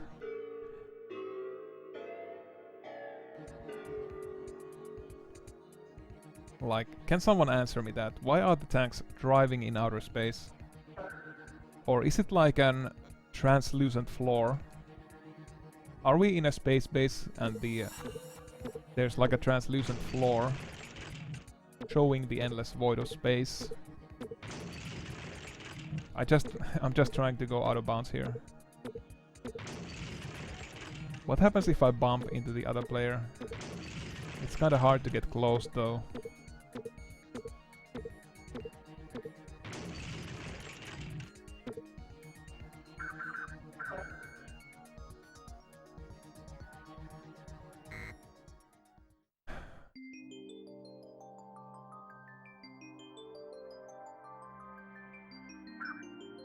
Alright, that's first 20 games. 20 games for a total of 1 hour 45 minutes of enjoyment. Enjoyment in quotation marks. Let's do more.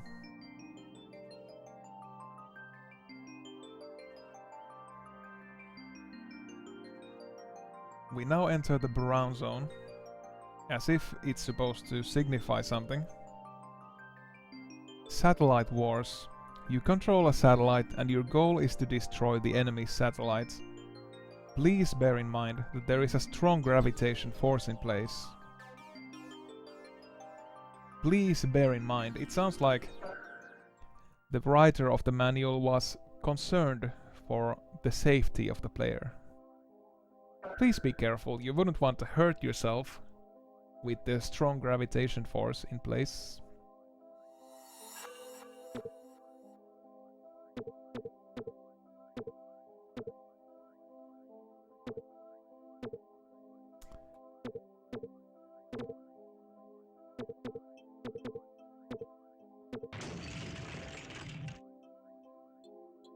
There's an ant in my room.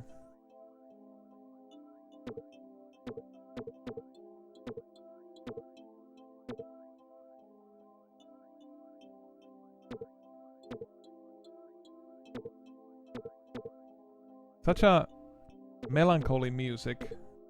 This is like the final boss battle against some old friend who turned into an enemy in some really dramatic video game.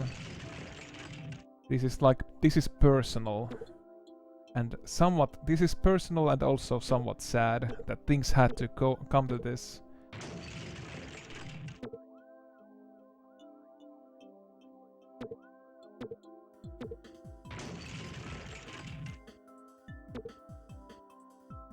Also, the controls are absolutely terrible.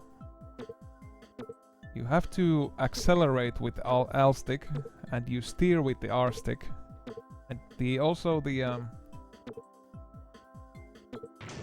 gravitational force does pull you and change your movements.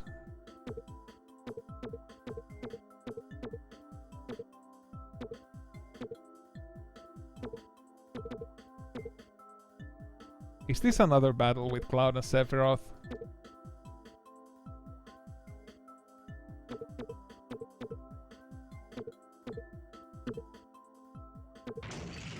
Like, why are they dogfighting now? And why is Dynamite 100 using Squaresoft's licensed character so much? Like, I don't get it.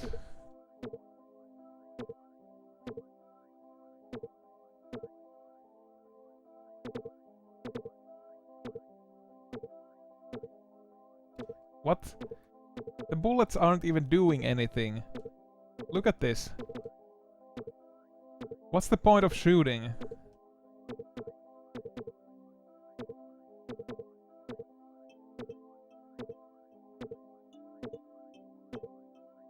So there's literally no way to win except wait for your enemy to fly into the sun.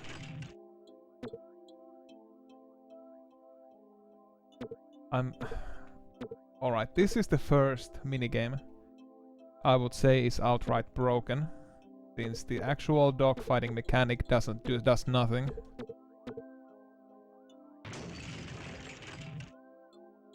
You get a score whenever the enemy flies into the sun. And that's it. Nothing else matters.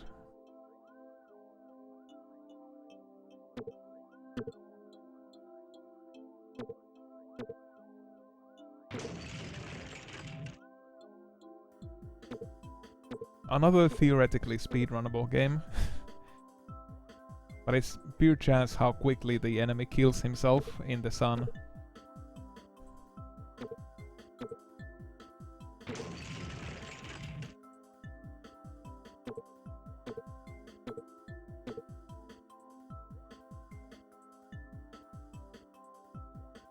It seems to always take at least 2 rotations before he flies into the sun.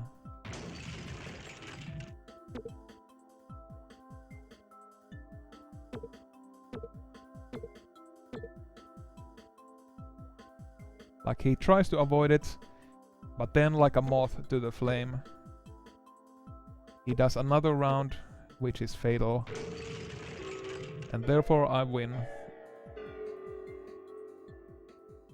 They should have named this game Like a Moth to the Flame. It would have been more poetic and fitting.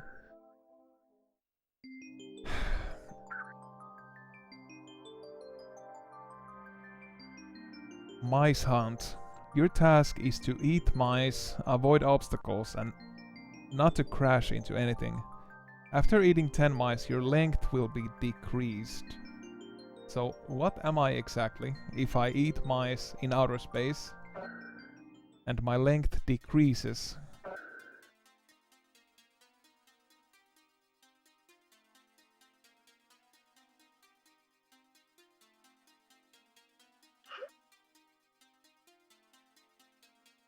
Some sort of a very blocky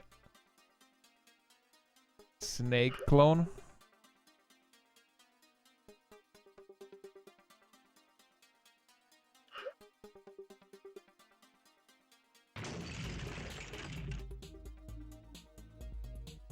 It still continues on the very abstract line. Like, you're some type of a snake chasing after green blobs, which are allegedly mice.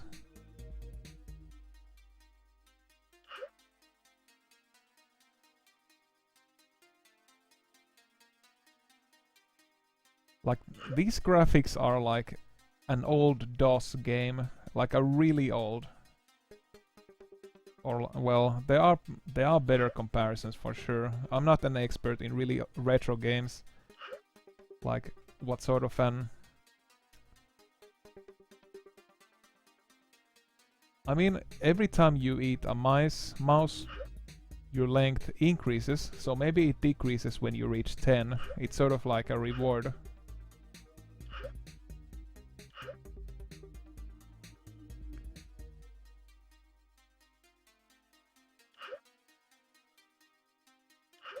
But I mean, just hanging out doing nothing already increases your score. So if you wanted to, you could basically accumulate infinite score by just going in a circle doing nothing. Or am I wrong here?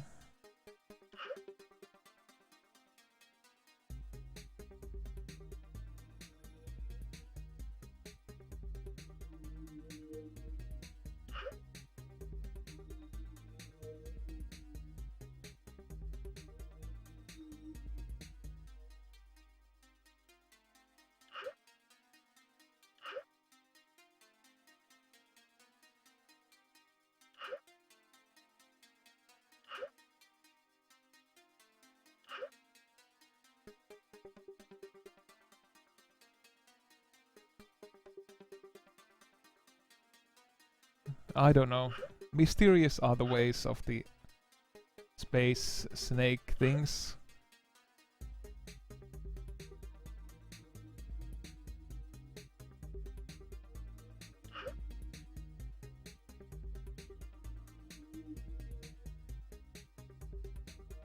Normally, the challenge in a game like this comes from the fact that you are constantly becoming longer. And there's less and less space in which to eat the food.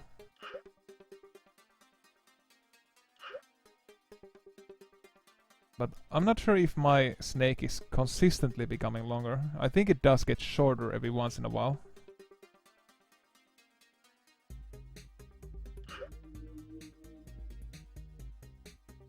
Is there any sort of escalating difficulty here?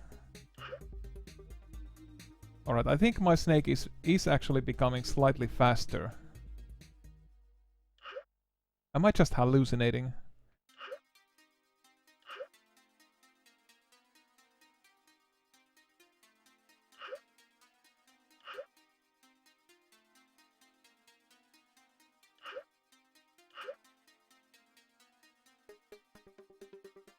The trippiness of Dynamite 100.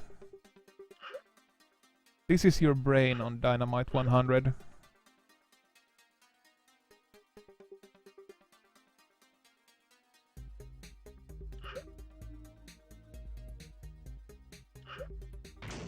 Oh, what? Did I accidentally just ram into myself? Oh well.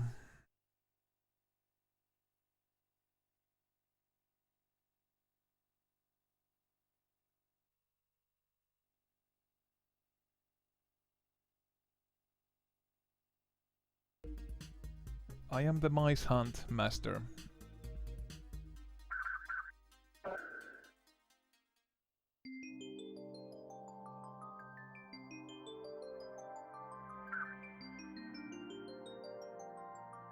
Guardian. Your goal is to protect your heart from the asteroids and to eat as much food as you can to get longer. Because each time an asteroid hits you, you get shorter.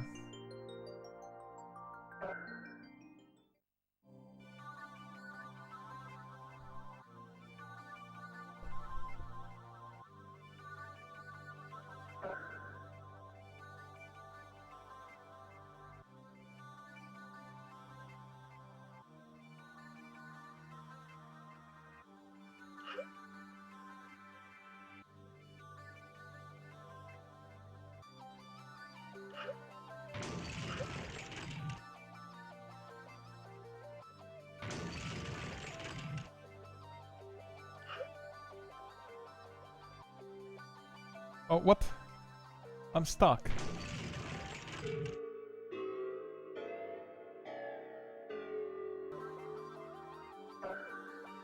This reminds me a bit of the Binding of Isaac challenge Guardian, where you have to protect the little kid, or the punching bag, that is.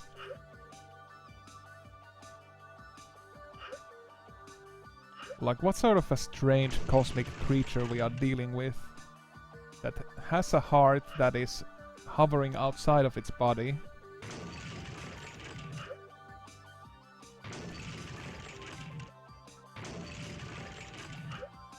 I don't know, this game is pretty weird sometimes.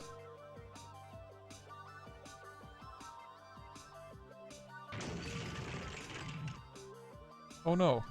And if you ram into yourself, you get stuck. Well, you get stuck and you die. I don't know, this game seems a little bit broken, because it is really easy to ram into yourself since you move so quickly.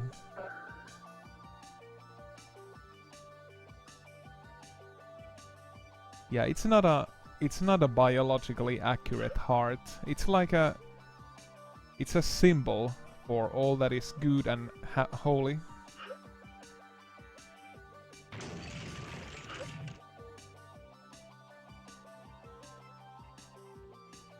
How much damage do you get?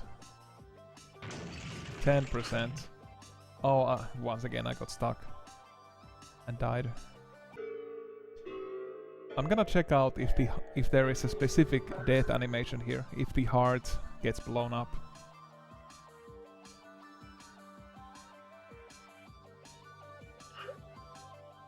So I'm gonna let the comets hit the heart. I just gotta be careful to not bump into myself.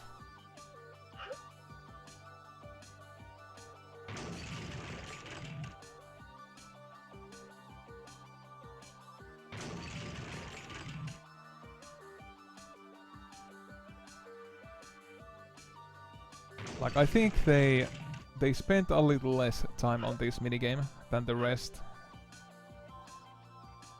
What with how broken the movement seems to be.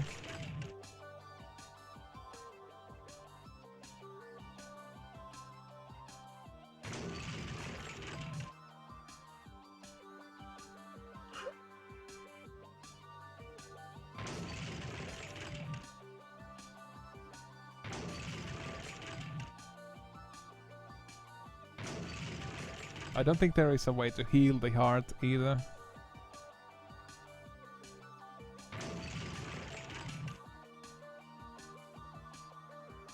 Alright, no specific death animation.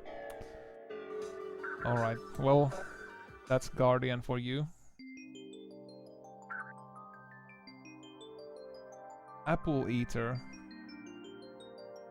Eat as many apples as possible and avoid predators. I think that's like good advice for real life as well.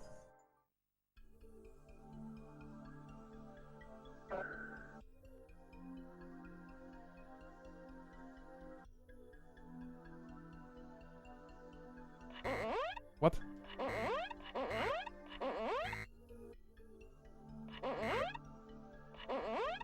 So you're basically stuck here in the center.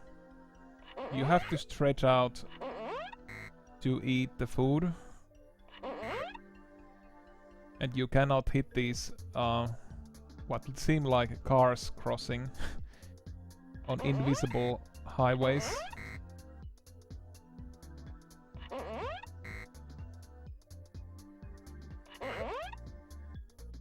And also, I'm an entity that dies of hunger if it doesn't eat in 20 seconds.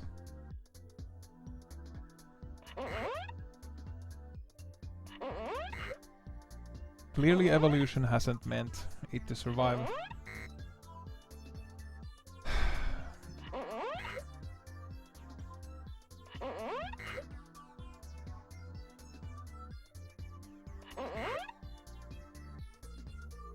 A creature that's nailed down to the floor and dies of hunger almost instantly.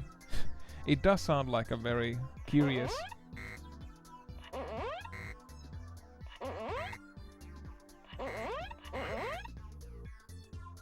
And yeah, and I'm in space. Like, how do you explain any of this?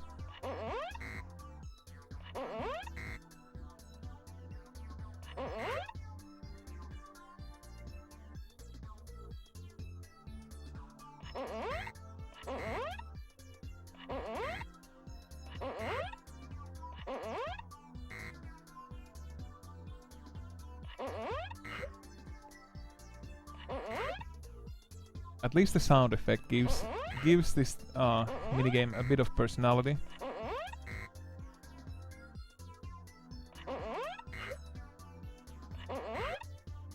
You only get a single point per food item.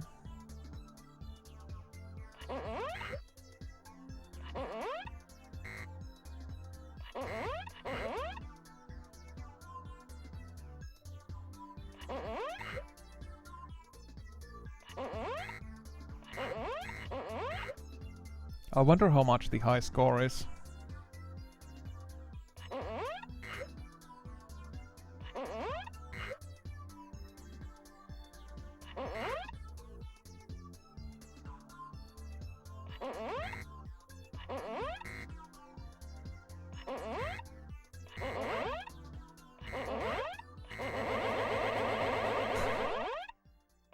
If you just spam X, it overlaps the sound effect.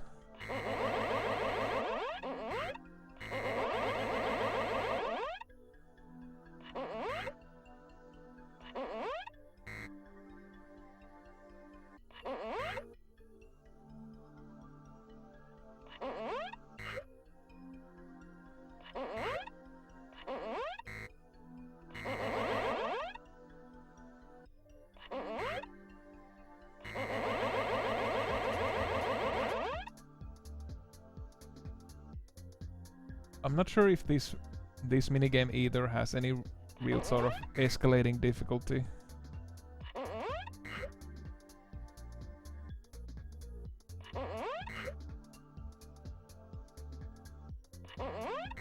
Ouch. Alright, and I faded out of existence like some ghost. Oh, look at this. I was the perfect apple eater. Now imagine maxing out the score in this game.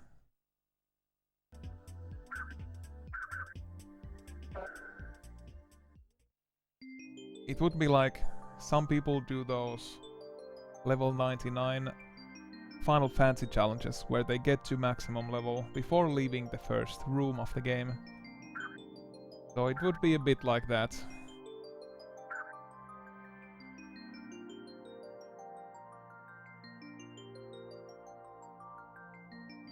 Cobra Battle.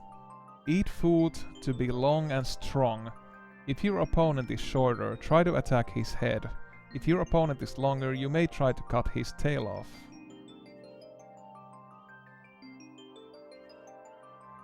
So it seems like each of these different zones are built upon a different minigame idea. So in effect, this game might only have like 10 different minigames and 10 different variations of each one. Something like that.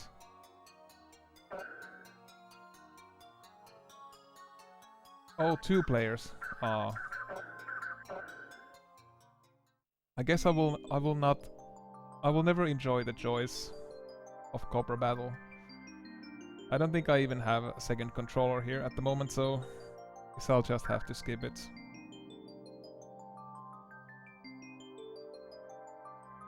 Earthworm.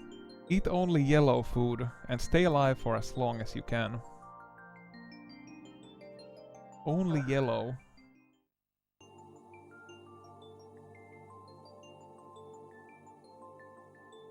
Yeah, it didn't seem like the apples disappeared any faster.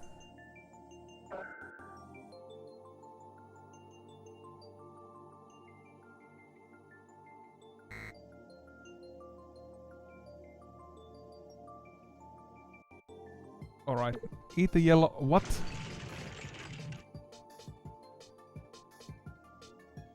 Eat the yellow food.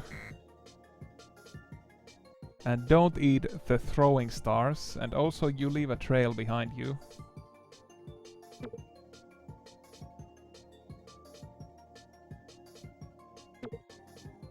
I can only assume this means there are some invisible ninjas carrying throwing stars.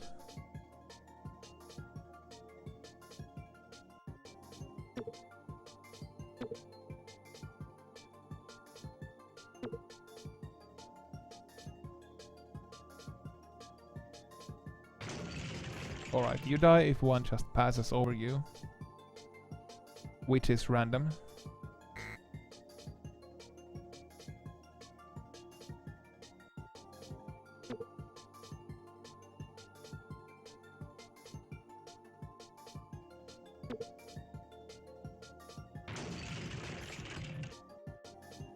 And the speed of the enemy, these projectiles, gets faster and faster.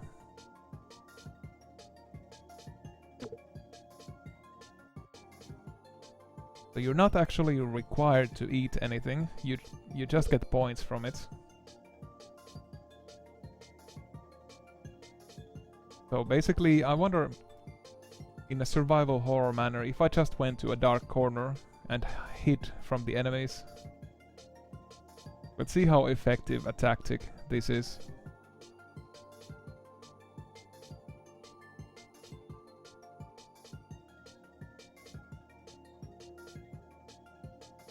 Oh no, they're about to find me. It's really only a matter of time. Yeah. Ouch. You can't keep dodging these things forever either, since your movement is so sluggish.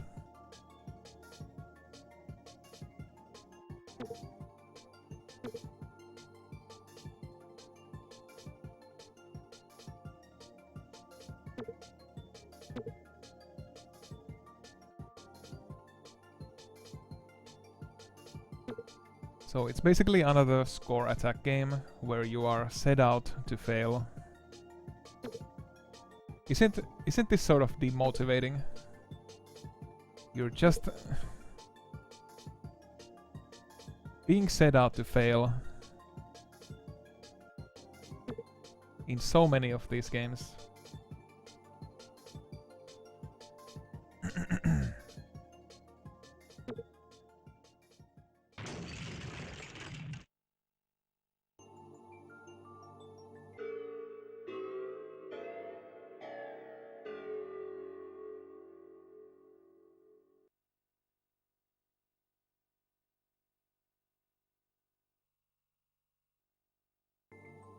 There's no resolution, there's no hope of survival. You just eat and dodge danger until you die. It's very base. Don't give in to the nihilism. I suppose. But this is the ultimate lesson of Dynamite 100, I think.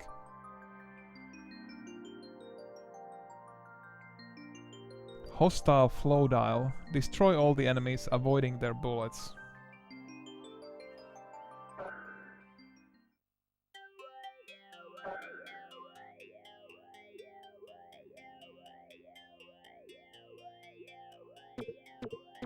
Gee, I wonder which game this is a clone of.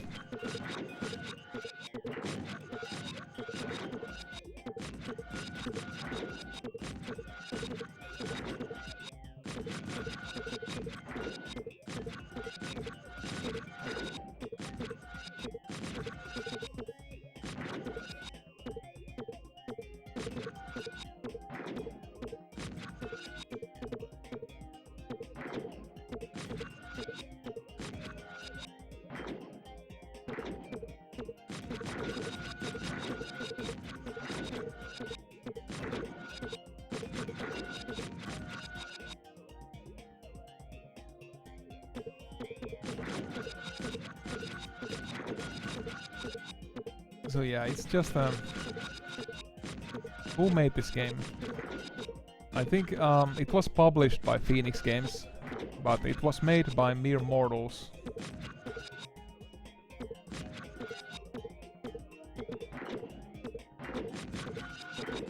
So yeah, Phoenix Games did have their grimy hands on this one too. I mentioned it at the start of the stream, but this is such an obscure game that it isn't actually listed on GameFAQs. It's pretty hard to find information about it.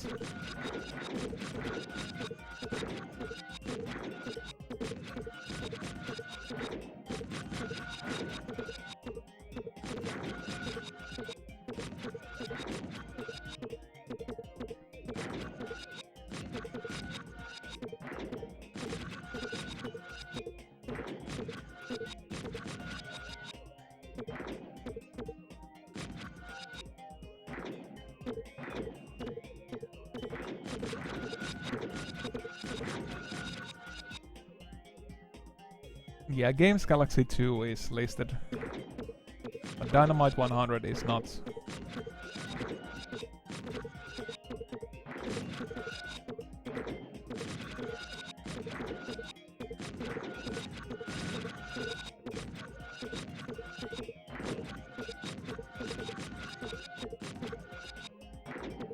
Imagine, I could be spending this time making a next history video or something.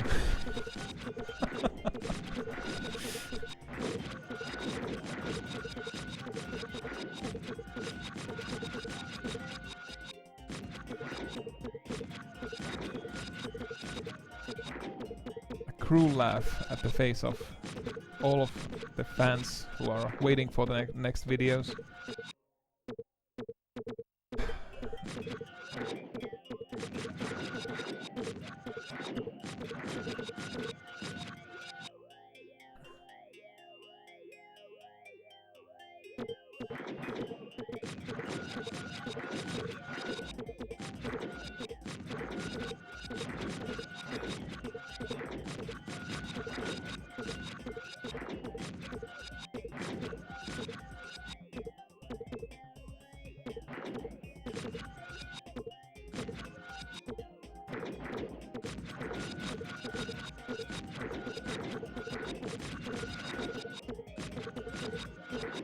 I think the projectiles are getting faster.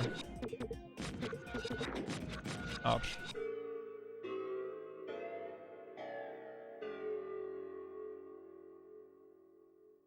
Nice, I beat Man.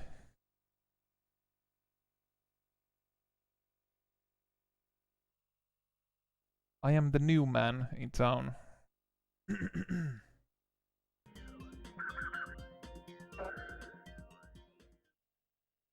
Yeah, I have no idea about the music. I did notice it was the same music that was already heard in one of the previous levels. Ambush.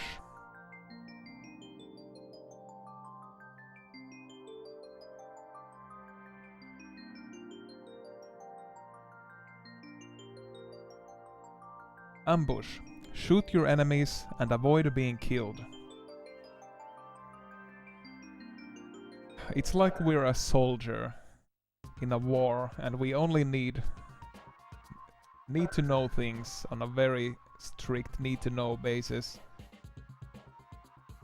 This is your order. Shoot to kill.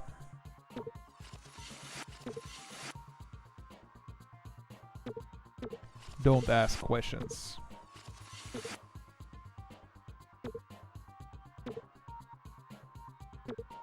Also, I think this music too was from Games Galaxy 2.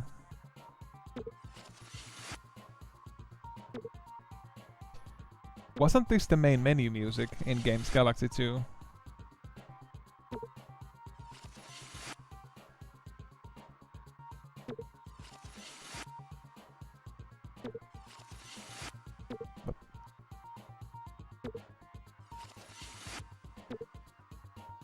Oh no? Alright. Wait a minute. Why do my character explode? My guy is strapped with explosives. He's like some bona fide action hero.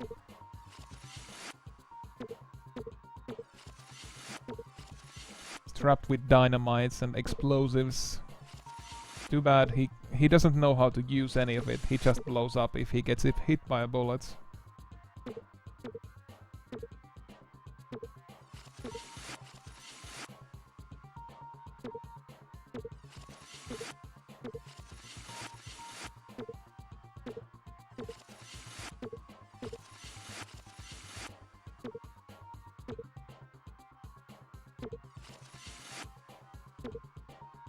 Oh, damn it.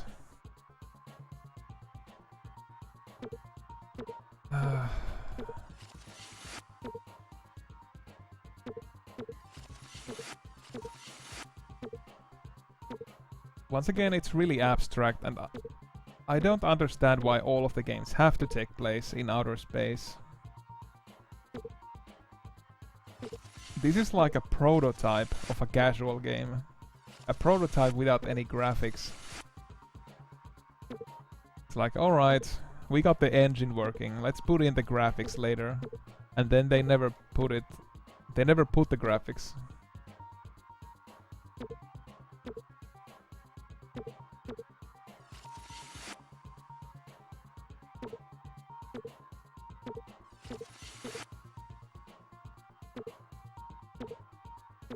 Prototype of a casual game. That doesn't sound like a very flattering description, for sure.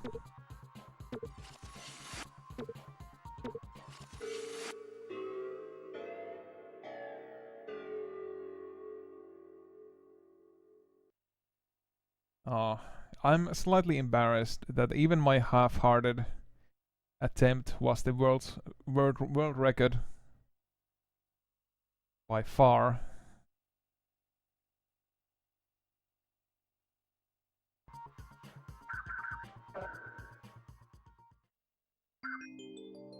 Box. Possibly the most generic name so far.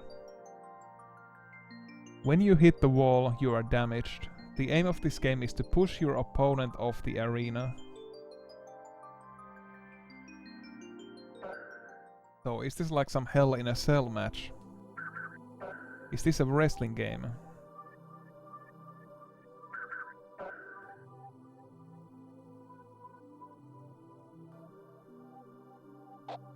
What? What am I? Some disembodied jelly hand.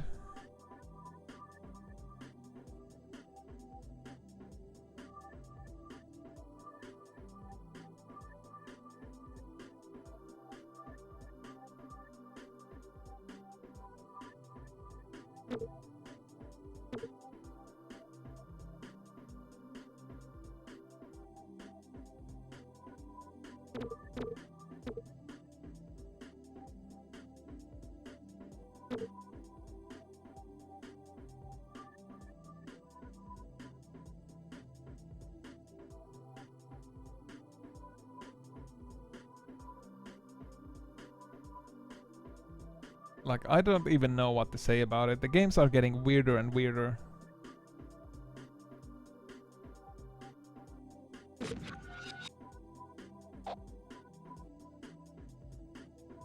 Let the mating commence.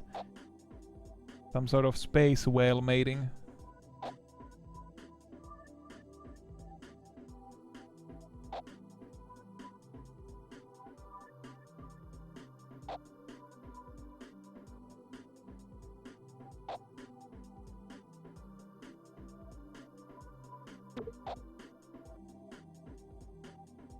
The second hand is doing these dash attacks, which the first hand didn't do, and which I also can't do.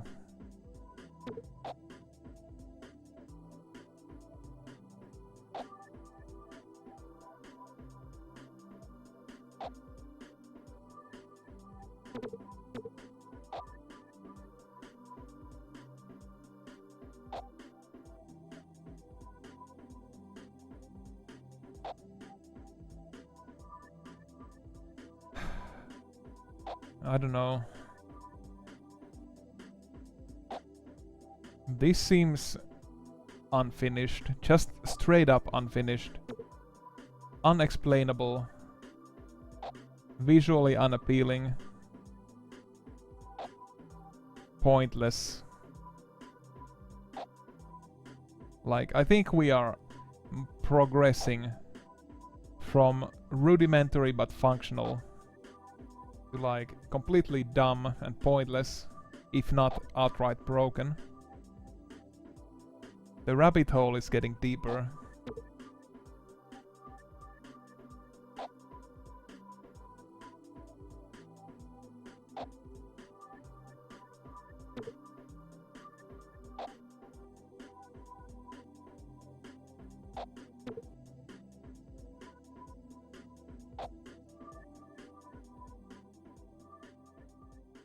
It's really hard getting him next to the wall.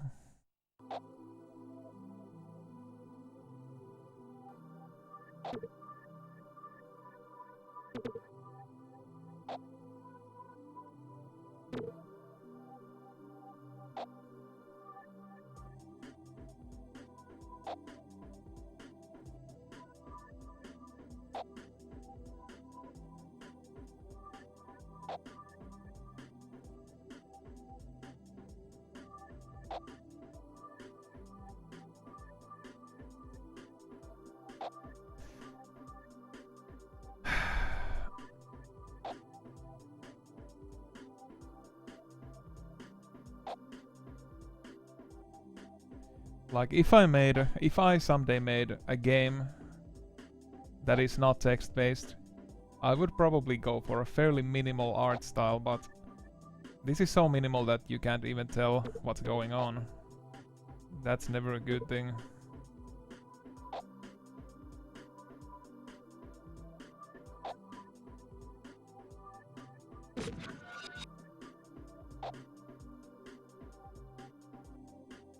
It's a beautiful dance.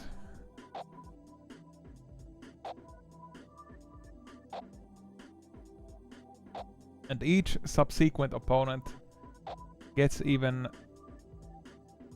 even better at doing the dashes, so it's harder and harder getting them against the wall.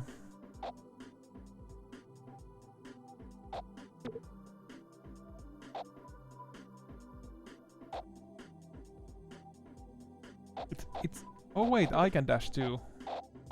Ah.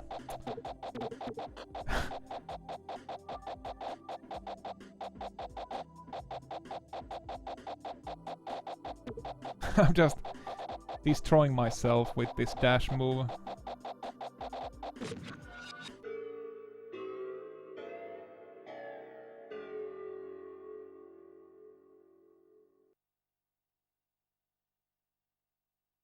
I found the ultimate power and it was too much.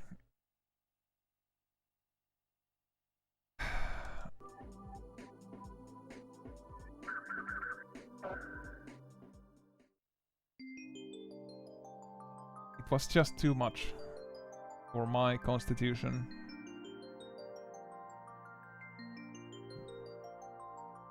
Loot. Collect gold. Avoid being captured.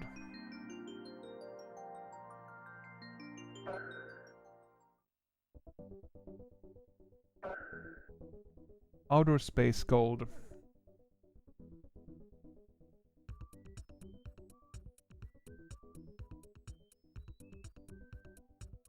What? How do I move?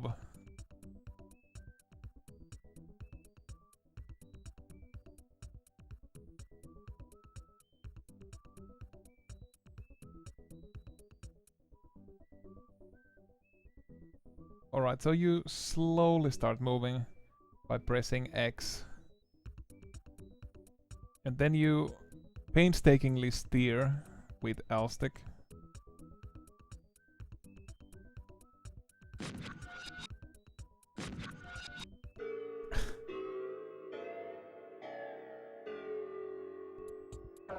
Bloom, bloom.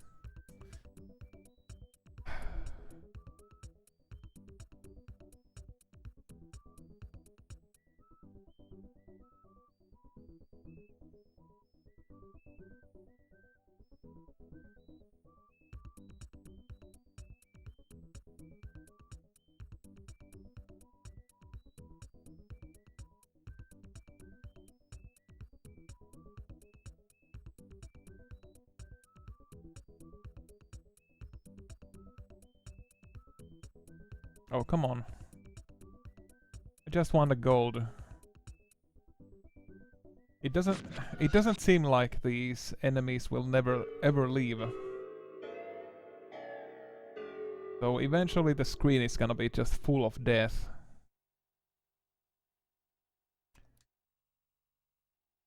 This is not a bad casual game, actually.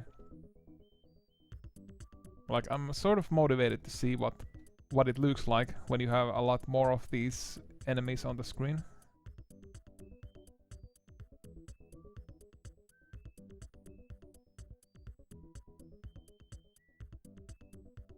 Oh, the enemies stop chasing you past the screen wrapping. That's a... I don't know. Is it a flaw or intentional? It seems kinda dumb either way.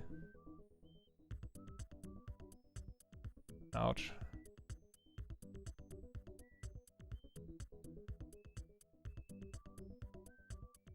Oh no! No safe place in this quadrant for me.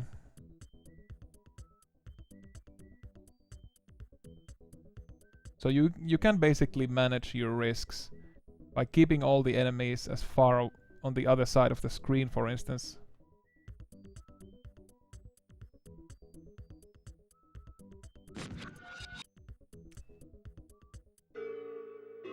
Alright, it's not a bad minigame.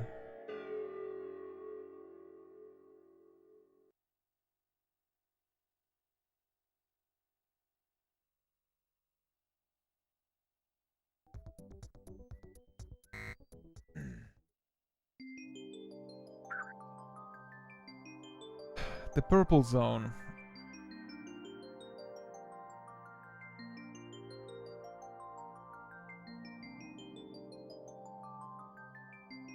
Let's see here. Intensitor. Hit the blue ball as many times as you can. Each time you hit the ball, you get 1 point.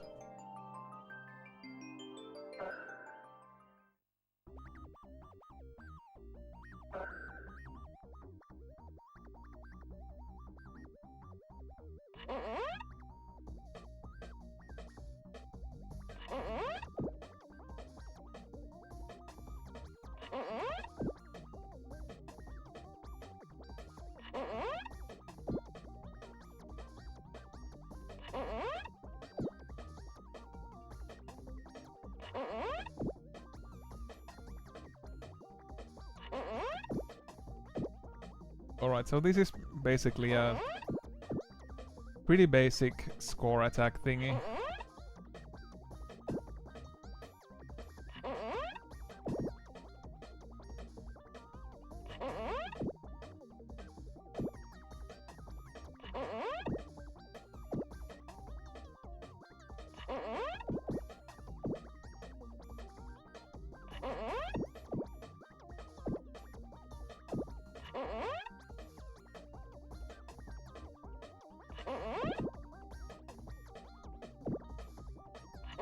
Now, who would want to grind for a perfect run in the Intensitor?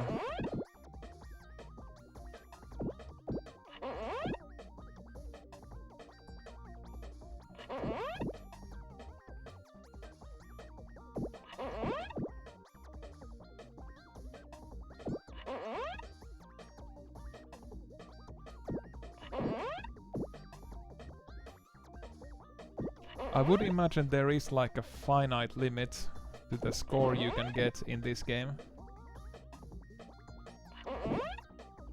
since only a certain number of balls can spawn and only a certain number of balls can be knocked back.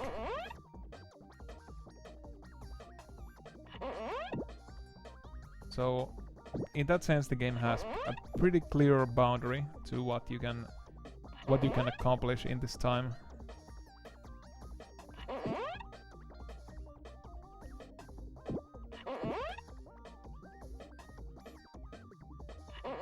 Oh, come on. I lost all of the balls.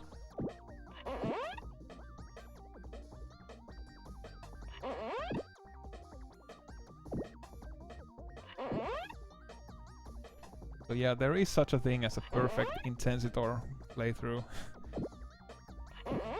Because it has such simple rules after all.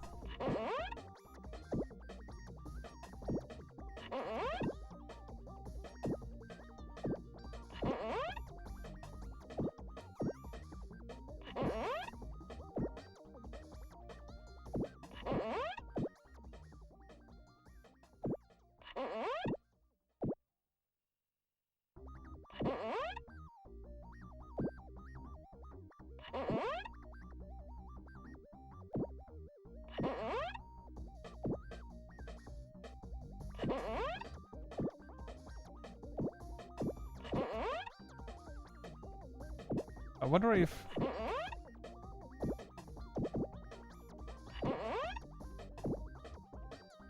How would a task of this game look like? It just said victory. Like, would it be considered like a 100% task if they got top 1 high score in each of the minigames? In some games it would be hard to beat, but in some it would be pretty trivial, like in this one. Not sure if it would be even interesting to watch.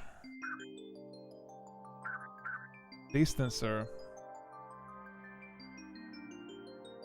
You and your opponent throw 4 balls in turns. The aim of the game is to get your balls as close to the white ball as possible.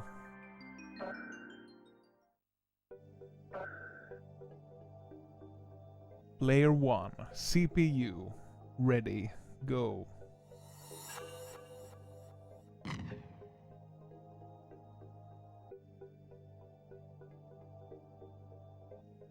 So it's basically this weird curling, ball throwing. You know the type of a game.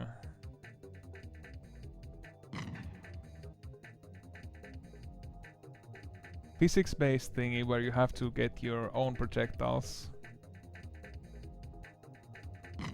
close to the ball there.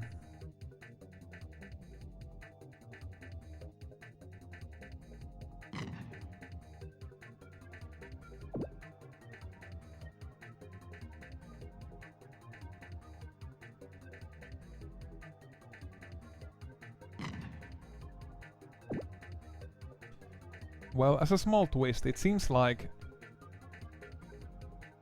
the game calculates all of the combined distance of all of your balls.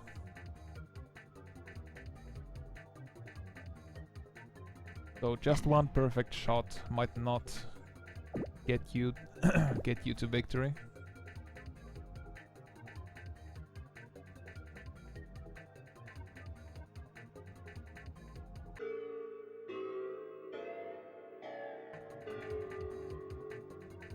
Alright, that was Distancer.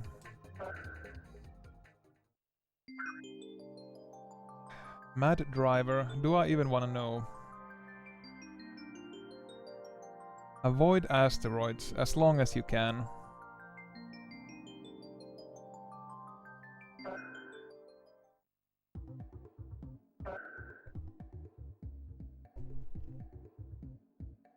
Now, this music is from Games Galaxy 2.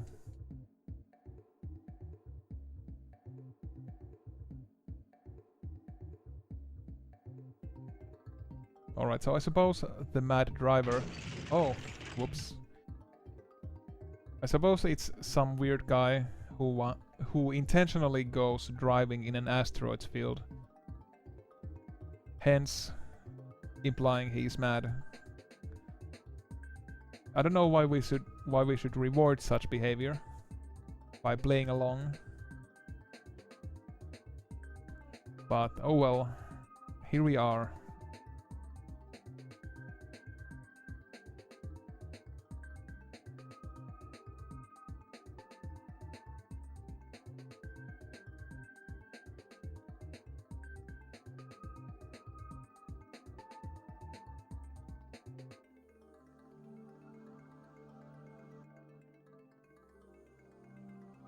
So basically an auto-scroller.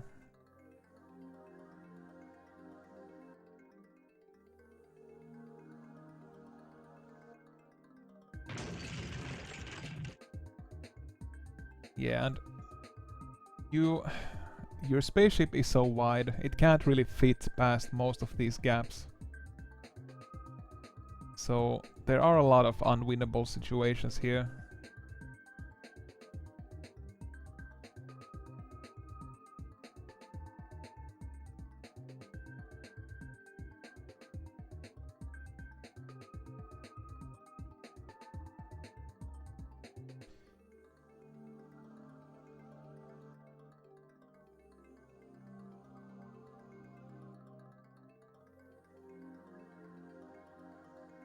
So yeah, there isn't really much to say about this.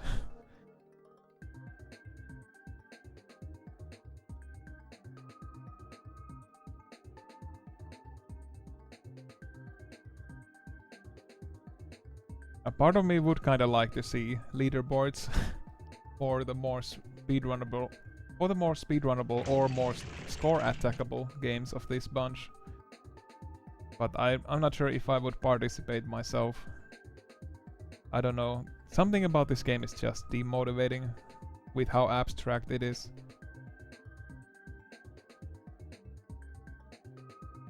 Very few tangible reasons for doing things. Very few resolutions.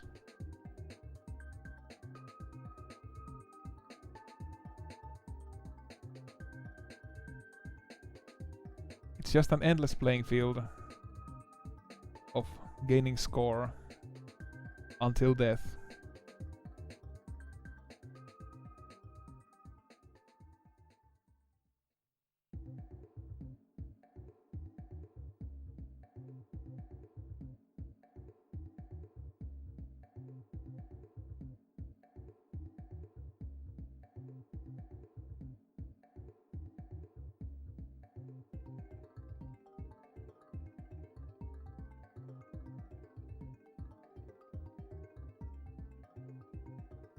Seriously though, if people started competing in this game, and then there would be record videos where they play this damn game, this same minigame for like 50 minutes to get the new score.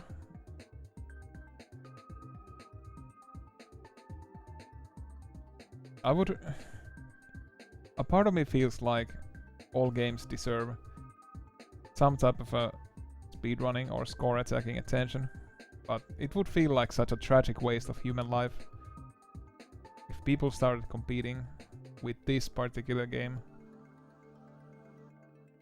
and spent hours just dodging these comets.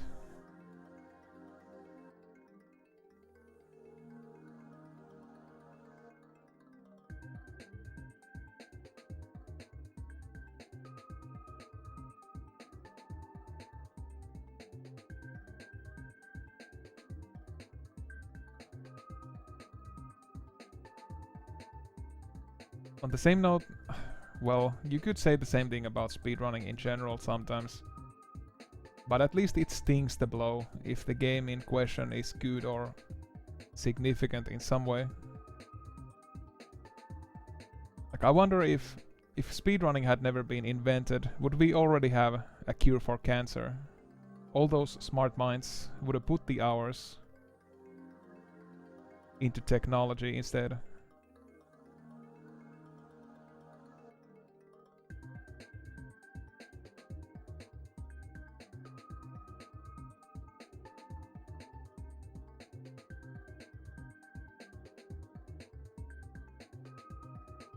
Oops.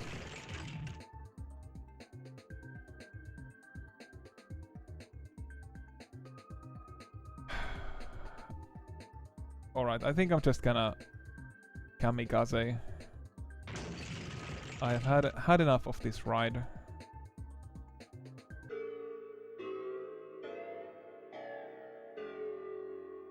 Oh, and I didn't even get a high score. The game really expects a lot from you.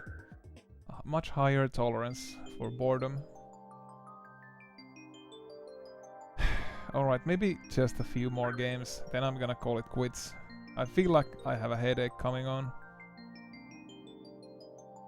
Touchdown.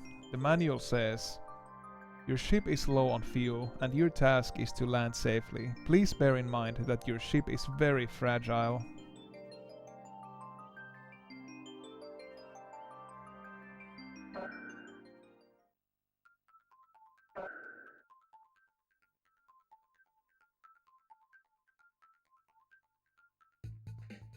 Oh no! I forgot how to accelerate. Alright, so you steer with L stick. Oh no, you accelerate with R stick. And the ship is indeed very fragile. But yeah, this is a glider clone. I wonder, was Glider the first game that did this sort of a physics-based landing game? It's the one I know of, at least. What?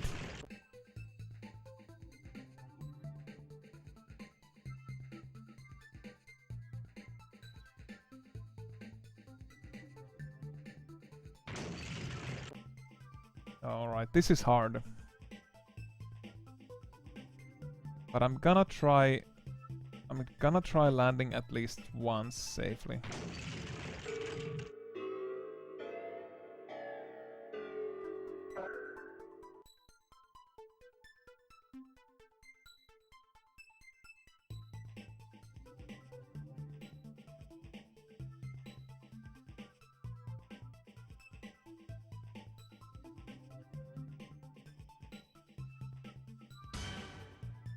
What? Orchestral hit as the reward. Was that really necessary, game?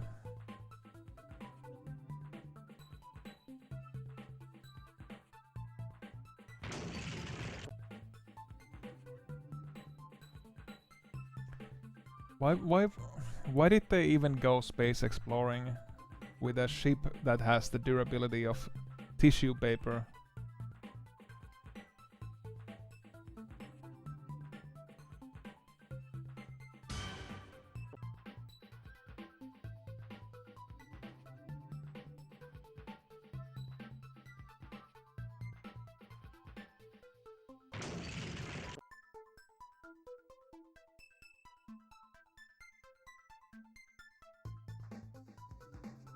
I suppose the rocket is designed by Phoenix Games.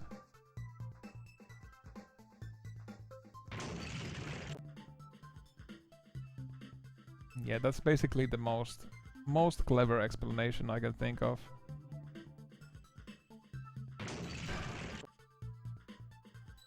It's heavy yet very frail.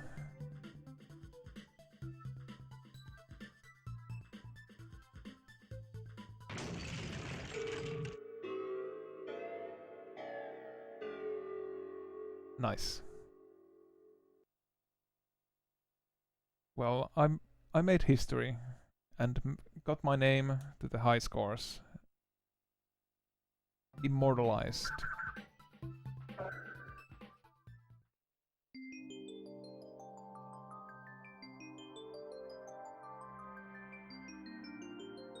Alright. Vampire. Destroy as many enemies as you can and eat their vital blood particles. If you stop eating, you will lose.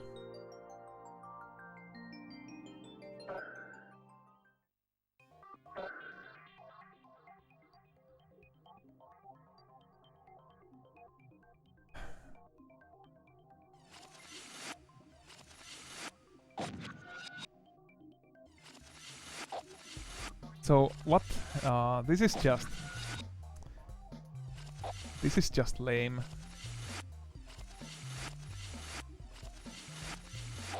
The vampire is a generic tank, and you eat by shooting.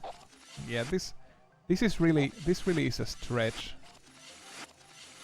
And you can only shoot sideways, and that's ostensibly some sort of a clever change from the previous minigames.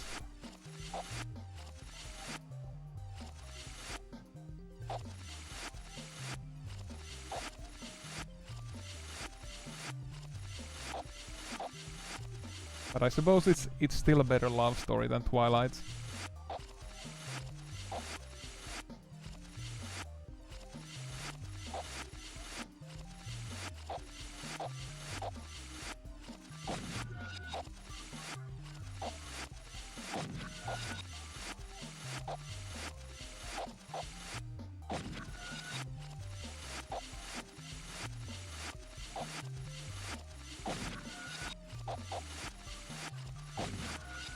Oh, I have to collect the blue stuff afterwards.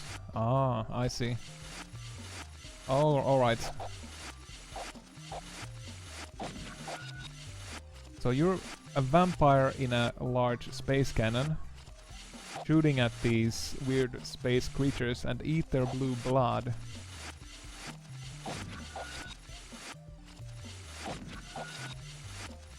Also, I don't know, why does the vampire have a pink spaceship?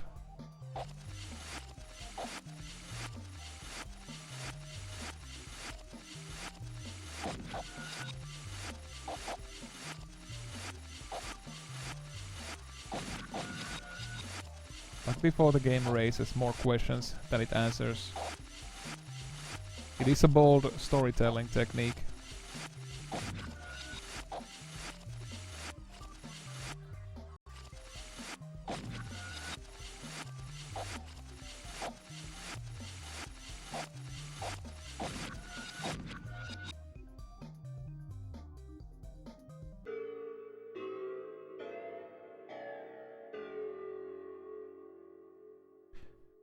Oh, I beat the... Finally. Take that, the...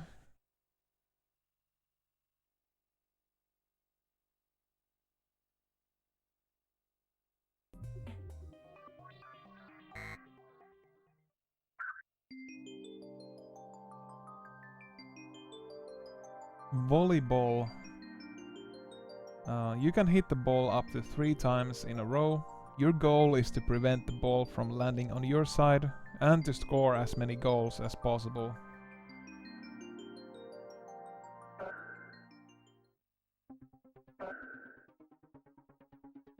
Player 1 versus CPU. Ready, go.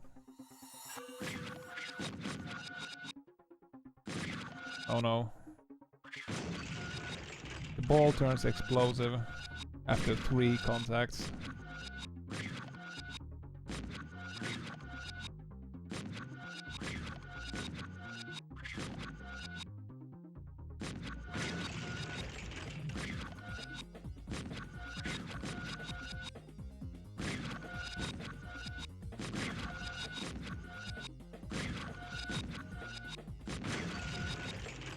Alright, well, this is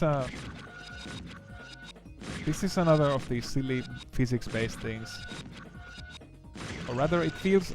Once again, it feels like it's like a prototype of a game, where the developers never implemented the graphics.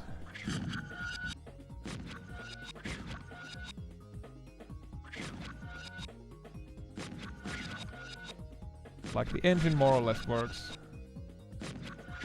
Let's think about the graphics never.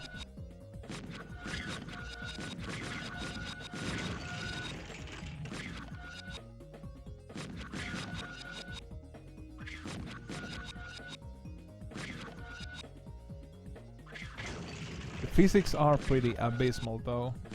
Once again, it feels like your own movements doesn't really... It isn't controllable enough. It just feels like random messing around. Which isn't necessarily a bad thing in itself, but it does make it a pretty casual and forgettable game. Especially since it has these non-existent graphics and all.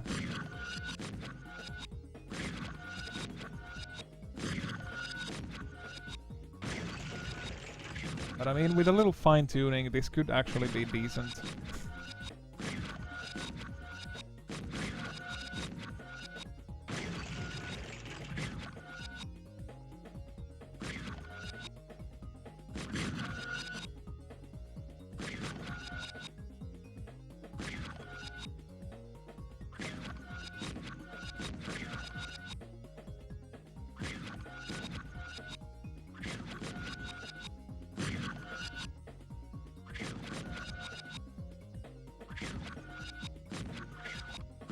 Too bad there's no infinite jump for now.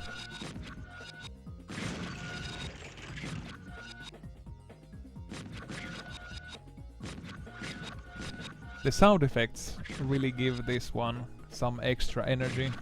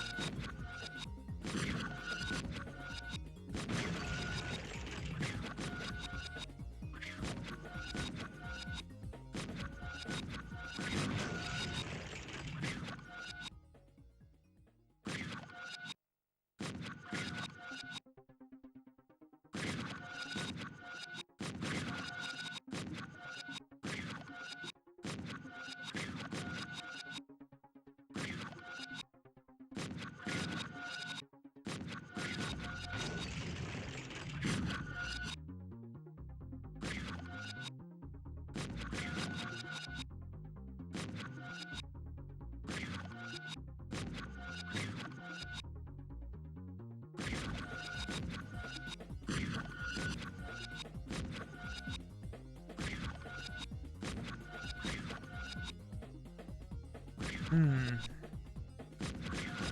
Yeah. Kinda ran out of things to say here. Well, fortunately I won. Perhaps the next game will be more.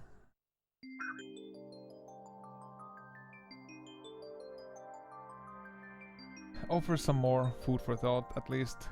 Aircraft duel. Destroy enemies' aircraft and avoid obstacles.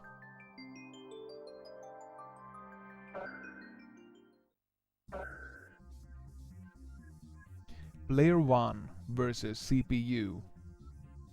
Go.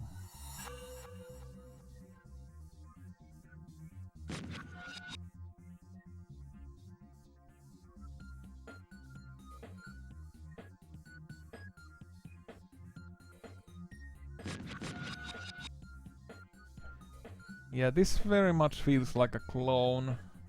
This is like the tank battle, except you are flying with airplanes.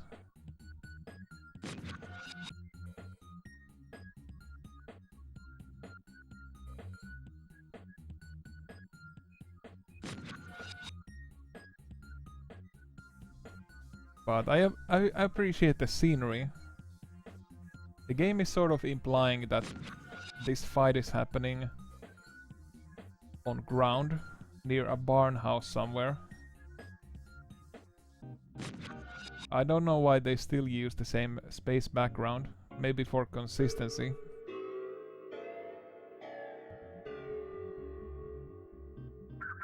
A farmhouse in space, witness to the largest space battle.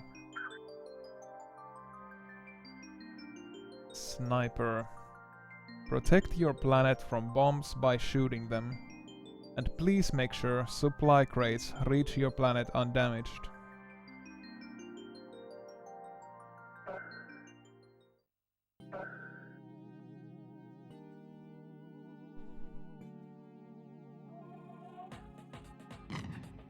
What?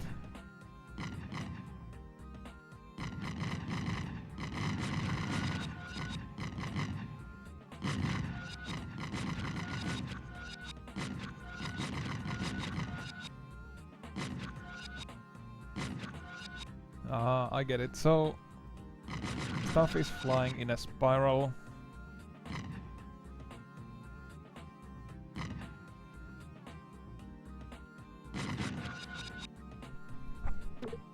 Stuff is flying in a spiral, and you have to destroy the comets, but leave as many of the crates intact as possible.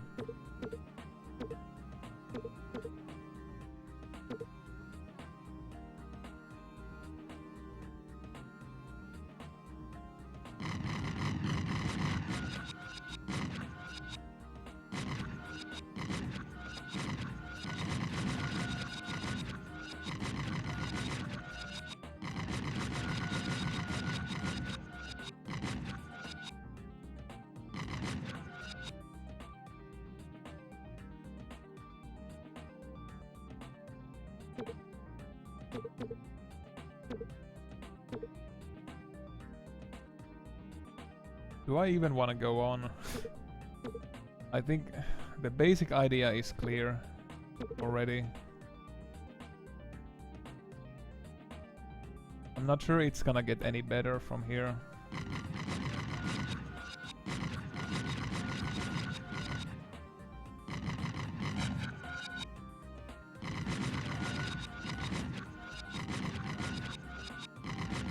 Seriously, what's there to stop the player from just spamming buttons?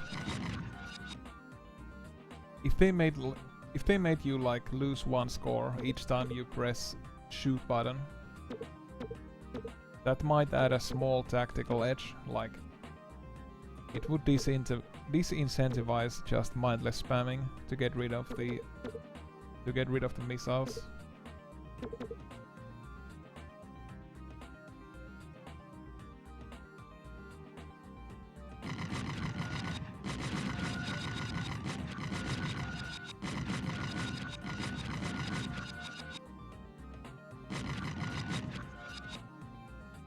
And once again it seems like you are set up to fail. The resources you're losing resources every level, no matter how well you do. So eventually you just can't continue playing the game.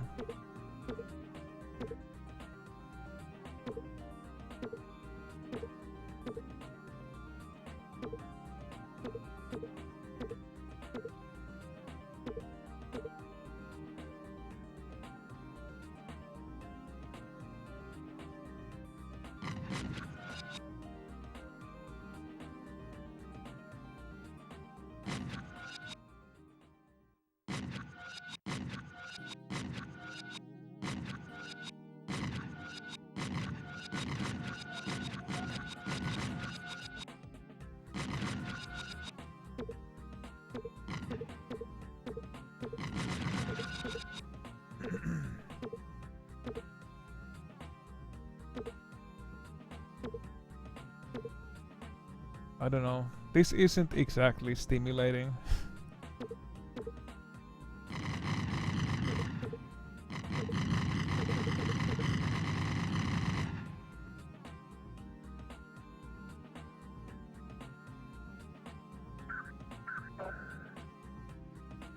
So that's Sniper.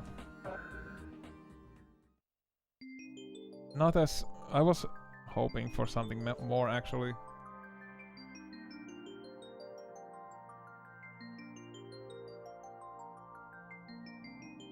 And I'm still not even halfway through the games. Jumping. Jump from platform to platform, avoiding falling down. I guess I will do these purple games and then leave the game be for now. Continue some other stream. Alright, so what do we have here? Some sort of a runner game.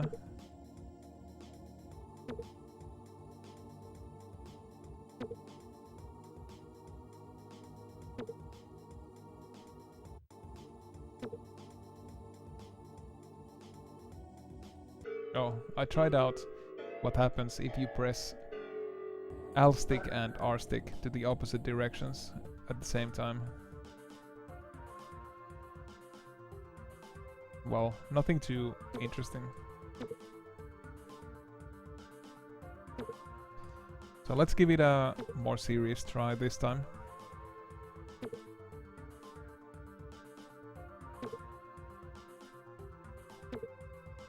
So yeah, by all accounts, this seems like the bare minimum of a runner game. The screen is scrolling.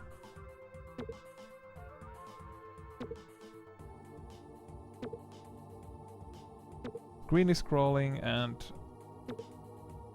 you have platforms that you have to jump on. There are no graphics really. Just simple representations of what's the main character.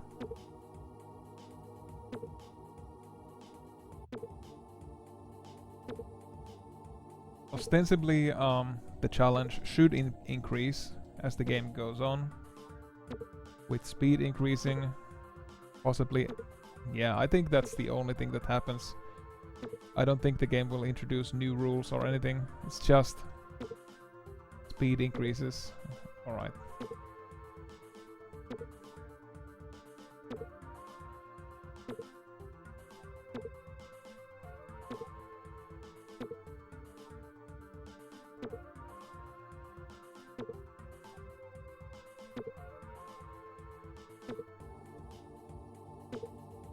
Oh, I guess the platforms are also getting a little bit shorter.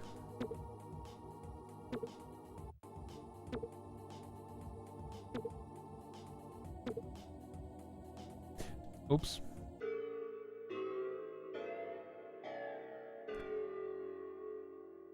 Alright, I beat Lil. I guess that's something to be proud of.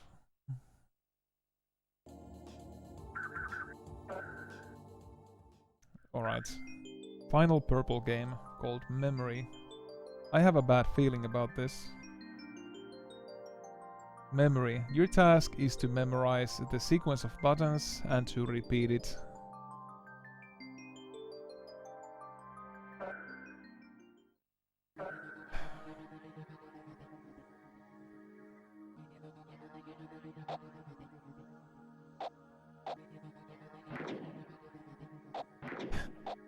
absurd sound effects as well.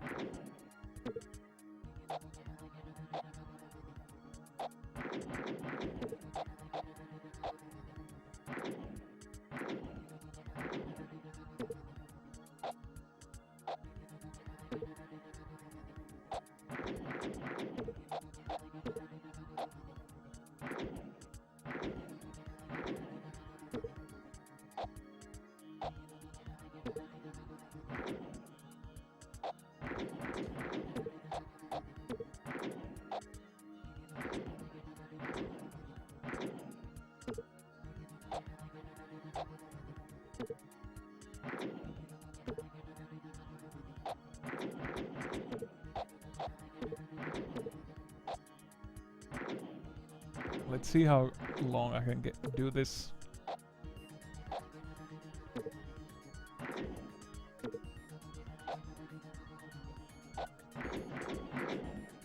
What? Well, never mind. So it's your basic memory game. At least it's not a like... Oh, I'm dropping frames. Weird. At least it's not a memory game in the same sense as you flip over cards. This is sort of the more kinetic and fast type of memory game, which could be kind of fun to compete with other people for a, well, a short moment at least. But yeah, that's the first 40 games of Dynamite 100. I don't think it's gonna get any more interesting. Sad but true. It's gonna be banal, abstract, uninvolving. In general, copy-pasted from arcade games. The bare minimum of what it means to be a minigame collection. But I guess I will find out for sure the next time. It's been 3 hours and yeah, I need a break. I don't know, maybe tomorrow morning, maybe even afternoon if I feel like it. But yeah, thanks for watching and bearing the Dynamite 100 with me. And yeah, see you next time.